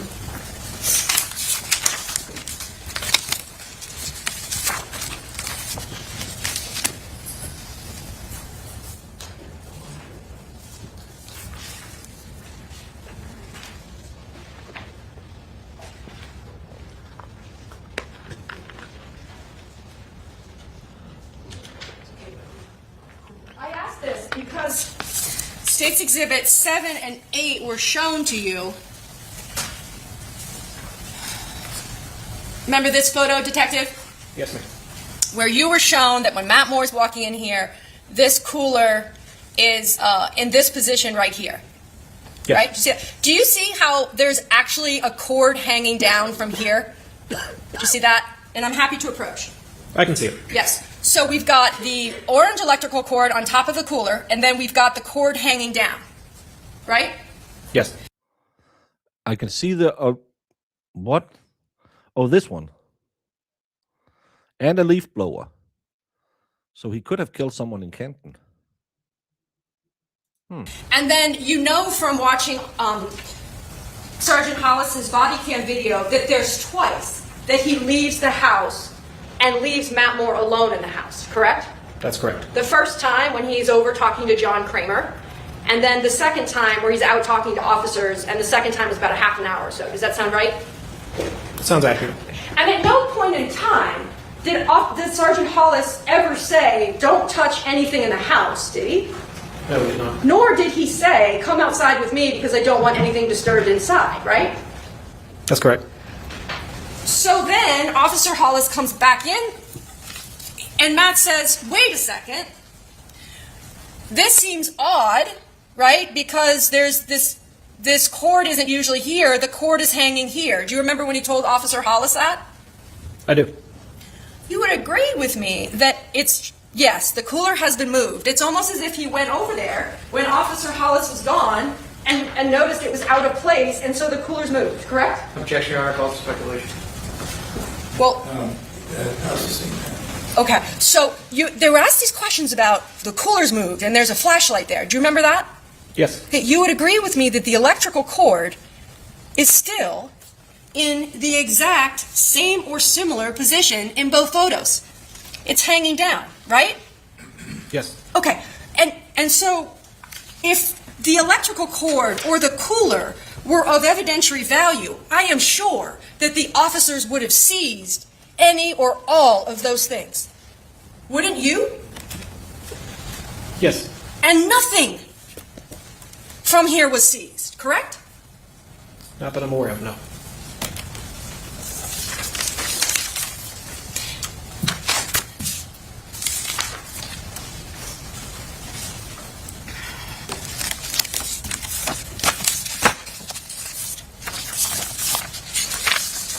I want to talk about a few more things in the garage, if we could.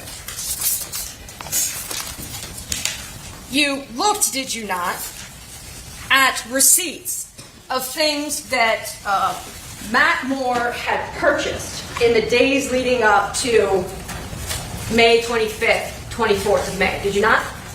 Yes. And in particular, you found a couple of transactions at Home Depot and, Home Depot, do you remember that?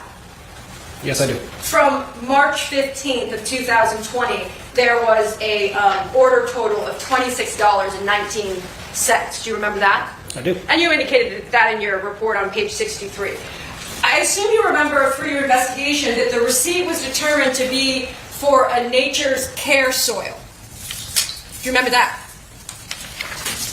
I don't, but I'm not disputing. It's Nope. in progress. Happy to, Your Honor, may I approach?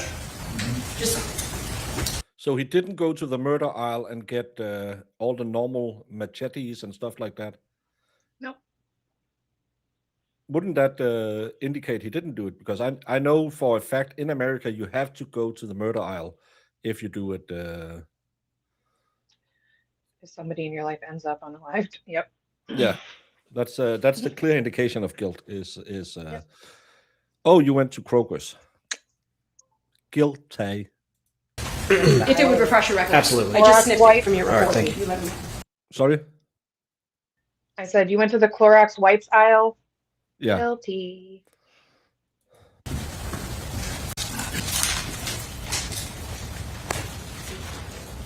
Showing you what's previously been marked as defendant's Q.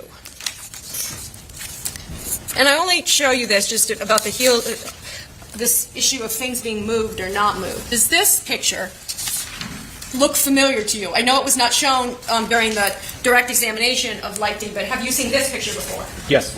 And does this appear to be a true and accurate copy of this corner of the garage, 46 Abbey Cross? Yes.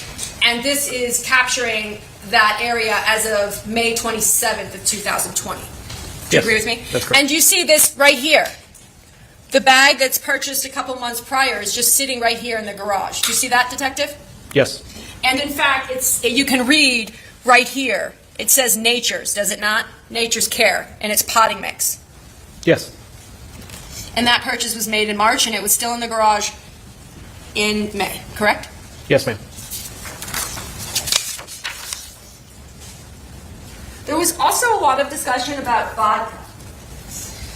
And you would agree with me that earlier today we heard your interview of Matheau Moore at the station on May 27th, and you asked him the question about whether he and Emily went home after the bars and whether he continued to drink. Do you remember you asking Mr. Moore that? Yes. And he said, sometimes I sip vodka, but I don't have any at the house right now. Do you remember him telling you that? Yes, I do. Fair to say, surely, that when the officer searched the house, right, again, Matt Moore not knowing that you were coming, there was no open bottles of vodka, right?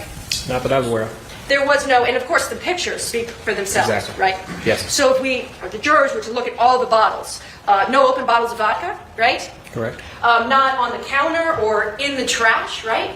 Correct. And you know, Speaking of that, it wasn't mentioned, but I want to mention it. In addition to one of the investigative things that you did in this case, you also did a trash pull at 46 Abbeycross, did you not? That is accurate. Trash pull is another really great investigative process, or it could be sometimes, right? Yes. Because someone could dispose of sheets or towels, or there might be other things of evidence that, while aren't in the house, are perhaps in the trash that are intended to be disposed of, right? Correct. You did a trash pull at Abbeycross, did you not? Yes, we did. Tell the jurors where you pulled the trash from. From in front of the residence the morning of the 27th. Right? In one of the trash bins? Trash can. Yes. Trash can.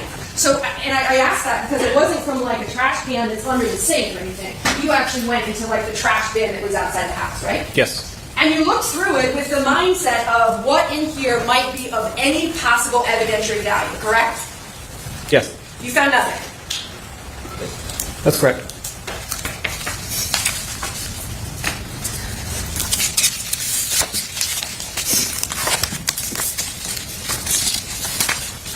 Just gonna go through. I'm cognizant of my time, so let's go to Joey. Okay. Just generally the topic. Joey was found hanging from a tree branch in July of 2019. Correct. And that was within Westerville that took place. Yes. The park where he was found, what is that called? Boyer Nature Preserve. And fair to say that through the course of your investigation in this case, you became aware of Joey's suicide. Yes. It was not a case file that had been assigned to you when it happened. No. But fair to say, as part of your investigation in this case, which I'm sure you would say was thorough, Yes. you went back and looked at the case file with respect to Joey. Correct. And you looked at the photographs because those were still within the custody and control of Westerville? Detective Wright did. Detective Wright did? Yes. Under your direction, but as part of your investigation? Correct. Right? And there were still photographs of that, of Joey as he was found hanging? Yes. And if you recall from your review and investigation of all the work done in this case, a runner was on a path and actually had discovered him in the morning hours. That's correct. Fair to say that in relation to Emily's missing and the investigation that followed between May 25th, 2020 and Matt Moore's arrest in June of 2021, that you as the lead detective on this case went back and really looked closely at the circumstances surrounding Joey's suicide. What do you mean looked closely? You looked at the case again, Yes. didn't you? Yes. Right? Yes. You went back and you looked at it. Sure. And Joey's death was determined to be a suicide at the time when it happened. Is that correct? That's correct. And that's still the finding as of today, is it not? That is correct. And I want to talk about, and I assume you know this through your experience in training, there's two different types of hangings, are there not? There's what we call an incomplete hanging and a complete hanging. That's correct. Incomplete's a little deceptive, I think, but I'll start with complete.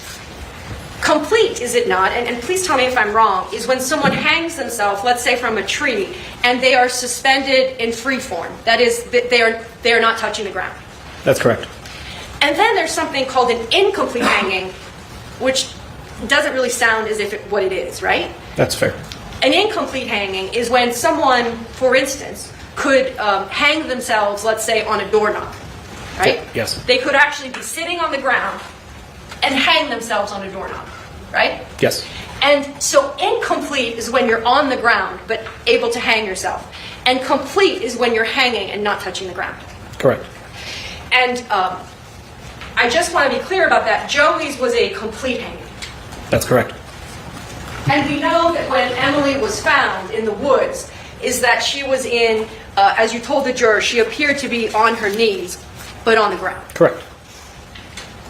I want to show you what I will mark as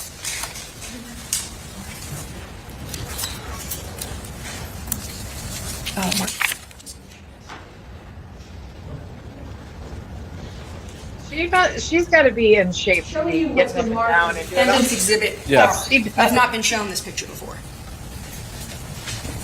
I've seen it before. Oh, I meant in the trial. Yes, okay. But you've seen it before, certainly, right? Yes. And I know that you were at the scene on May 27th, I'm sorry, on September 16th of 2020, correct? That's correct. When the remains were found. That's correct. Just want to go over, and does this appear to be a fair and accurate depiction of how the remains were when you arrived at the scene? It does. Just want to, that this tennis shoe that I circled, you would agree with me that it's actually still on the leg there. That's correct. And in fact, as you later watch the remains be removed, the shoe was not separate and apart from the remains. It was still literally on the skeletonized foot. Correct. I want to ask you to look at this hand right here. Do you see those fingers? Yes. And would you agree with me that this appears to be the thumb, and then these are the fingers right here? Yes.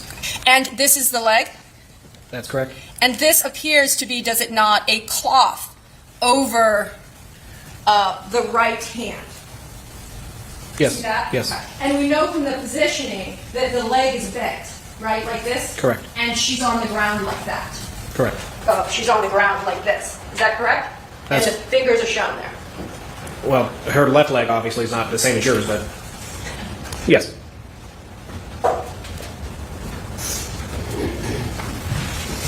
And next to her,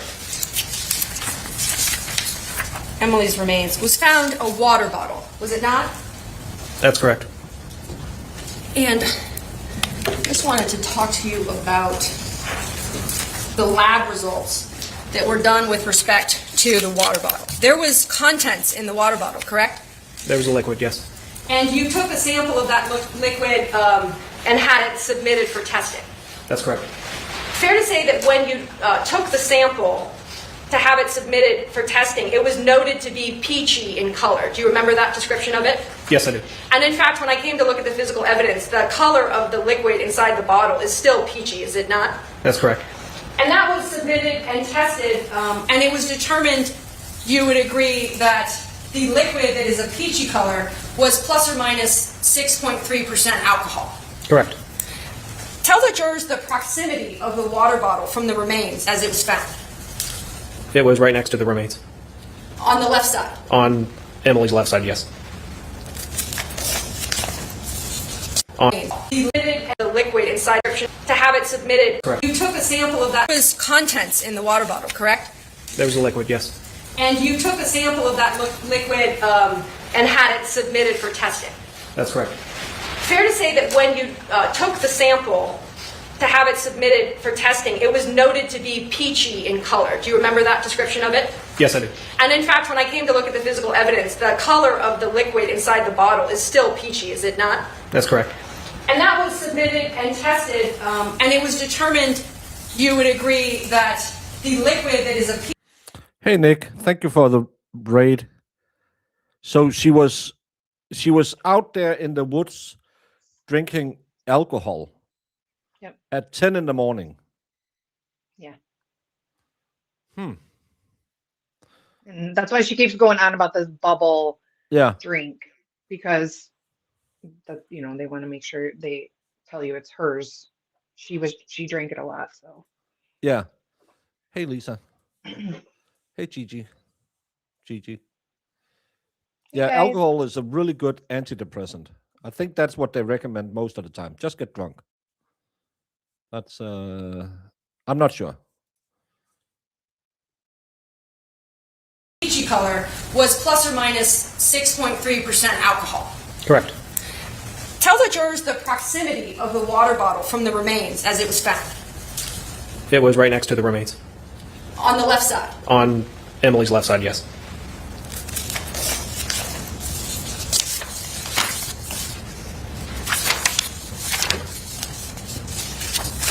Staying at the scene, you are aware of Emily Noble's height, I presume.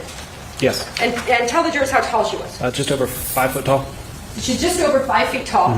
And not that you would, but of course we're as tall as we are, and then we could potentially raise our arm like this. Matt Moore do you know his exact height? Not off top. Yes, the bubble drink is kind of like fuzzballs. Well, that could be a euphemism. It's one of those mixtures. You'll get those little finished. You can buy drinks and I think it's 5 point something alcohol or something like that. It's kind of like an alcohol pop or something like that. So yeah. Yeah, I don't know if it's called bubble drink. I thought that's what they kept calling it. Yeah, maybe I can Google it. Yeah, because they said I think that's what she had at the bar, and then also they had it on the counter at the house or whatever, because they made Yeah. note of that. But I know what Danny's talking about. There's like buble, the like little bubble buble drink that's like just sparkling water. But yeah.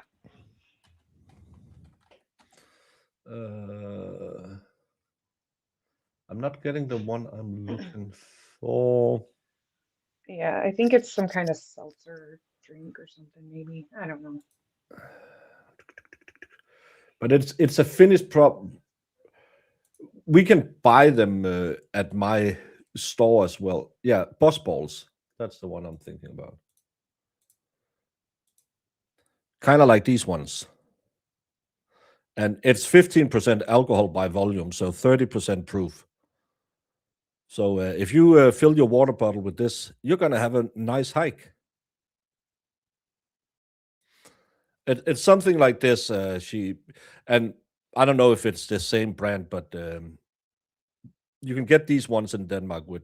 Then it's kind of tequila or whatever mixed drink, but it's 50%. So it's pretty strong. Isn't the drink of her favorite Rheingeist hard seltzer? I don't know. In Poland, you I can really buy wanted to know. vodka in 33 centiliter cartons with a straw. That's called breakfast. Yeah. Like a strong Yeah. wine. Yeah, this is wine strength.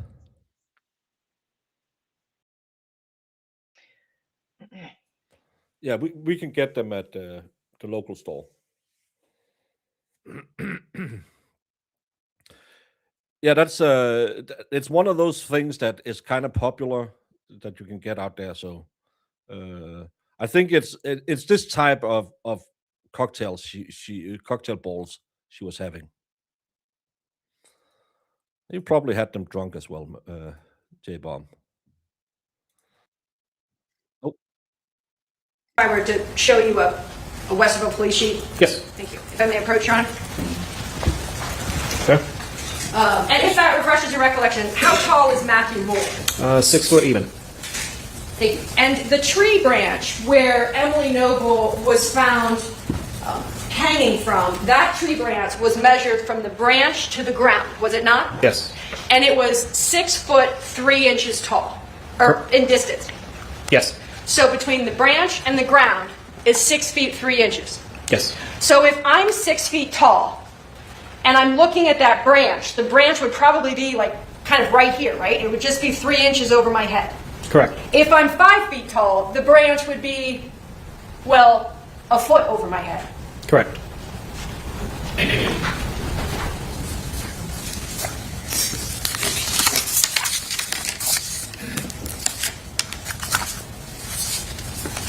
You want to know a break? Sorry. A few minutes late. Sorry.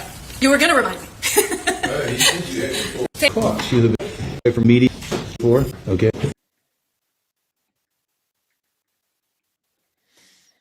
that was that, Jamie. She's kind of a whirlwind. She's all over the place, but I like it. She closes the loops, man. You're all wrong. That's what I It's the Rheingeist bubbles. They've already been.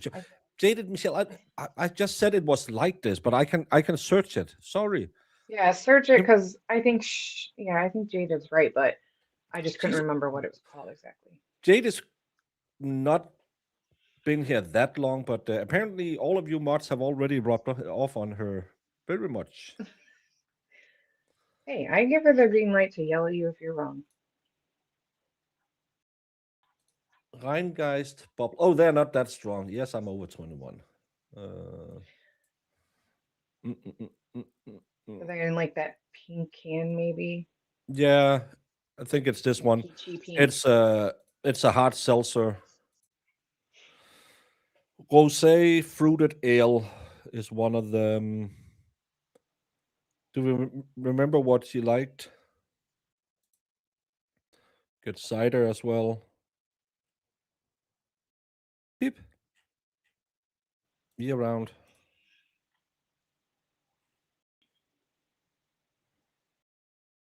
Hard cider, 5%. So that's around alcohol, a beer.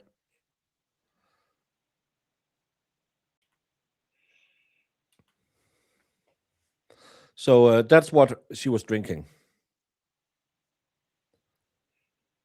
Shut up.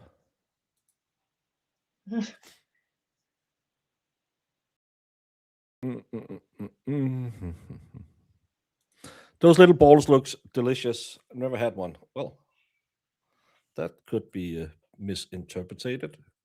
But yeah, you can get some of them. Tequila Sunrise isn't for me because I don't like tequila, but you can get some. I just don't. They're hard to drink. The Rheingeist Brewery is so fun, as long as you get drunk. Don't care.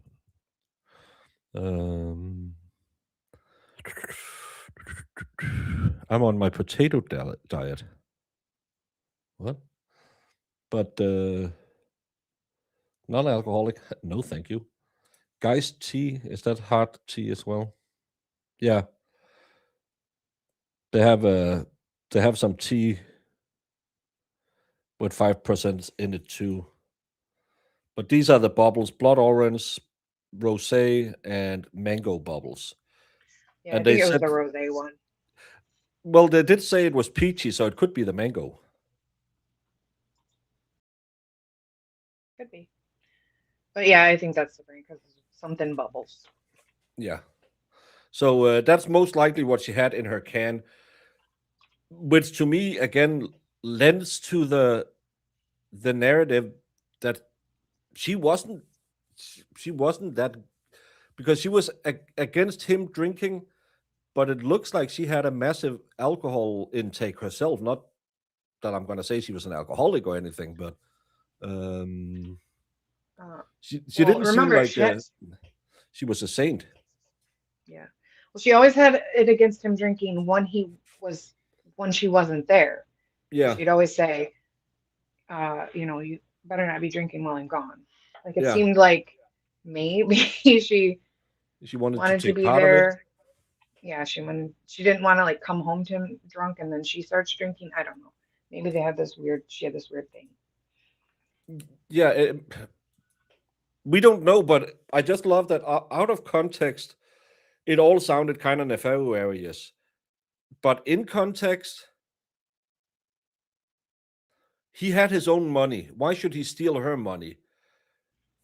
She was found with an alcoholic beverage next to her, which we know isn't really recommended for people with a depression to go drink alcohol, because it doesn't help you in a depression. So isn't that I've been drinking the wicked cider from Aldi. The blueberry cider is delicious. Oh. No, That's what I thought she was had it in her really, drinking bottle. yeah. She had it in like a water bottle she took with her when she was found. I thought that was interesting too, because like everybody wanted to be like, like most people think, oh, you're gonna off your wife for the money, but then like he actually had more money than her. It's either money, the nanny, or yeah. And he didn't even take out a life insurance policy when No, she had a life insurance policy and he didn't did. ask for it. Yeah, he didn't even try to claim on it. We know from the Carl Richards case, he almost filed it before he was at the hospital. Yeah, while he was still breathing. Yeah. I want to get drunk with money. I had the wicked cider from Aldi at Thanksgiving, and it was so good.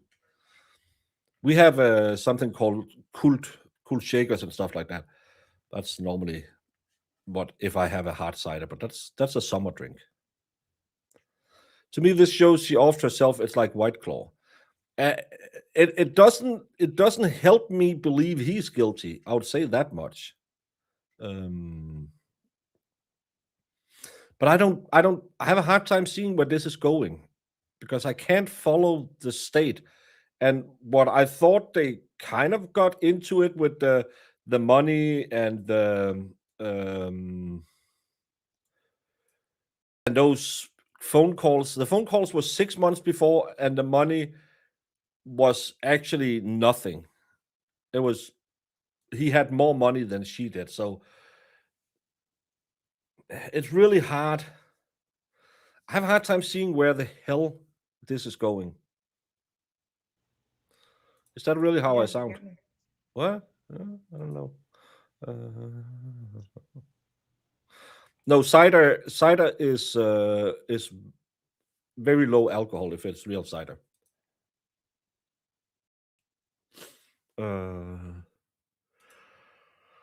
So far to me, this court was moved, but it was moved most likely by you because it's shown in a different place in a picture you took as well.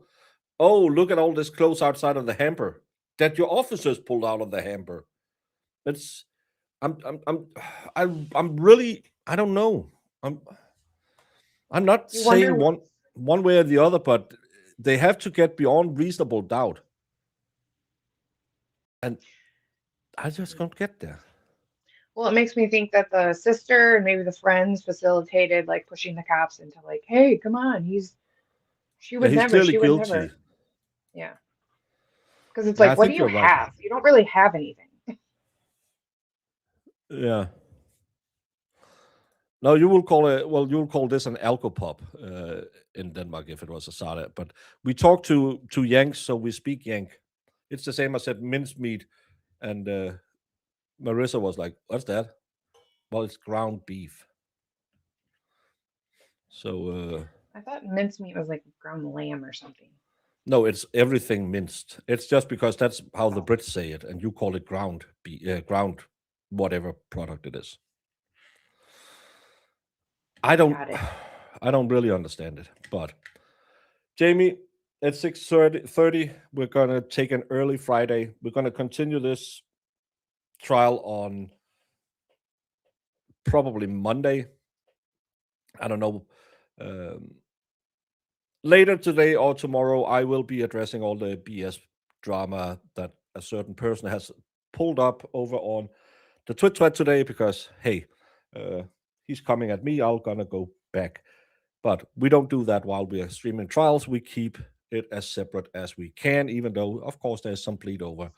But that's going to be later, and I will be making sure that you all know it's going to be drama. So don't come if you don't like drama. Okay. Yeah. And Jamie, have a nice weekend. You have a nice weekend too. And all the people in chat except Sue, have a nice weekend. And, oh my God, Sue, have a nice weekend. Why? Is there Stitch and Bitch today? Isn't it normally Friday they have Stitch and Bitch? I thought it was Tuesdays or Thursdays. Well, I don't know.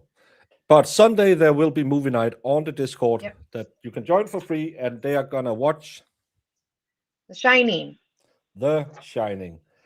A story about a young man who had a car that he really wanted to make sure was up to spec because it had sun damage. It was an old Cadillac Coupe de Ville he found in California, so it had a lot of sun damage. And we are following his life journey to get it the original paint and make it shining again. Am I right, Jamie? That's the movie? This is exactly what movie it is. So everybody come join the Discord and come hang out with us. And tomorrow, 2 p.m. Eastern, is the Stitch and Bitch. It's normally Thursdays at 6 p.m. Eastern. So tomorrow is when you will have Sue yell at you on the Discord if you want to go in there. Because that's all she does. She's going to kill me. I'm Jimmy. How y'all doing? Well, I know English is your second language, but you don't word It's your my questions third, carefully. but I'm still better at it than you. You are The most important people in this case that everybody seems to have forgotten in this room is the jury. So we're going to take a 15-minute break and both sides take a pregnant pause and think about the jury.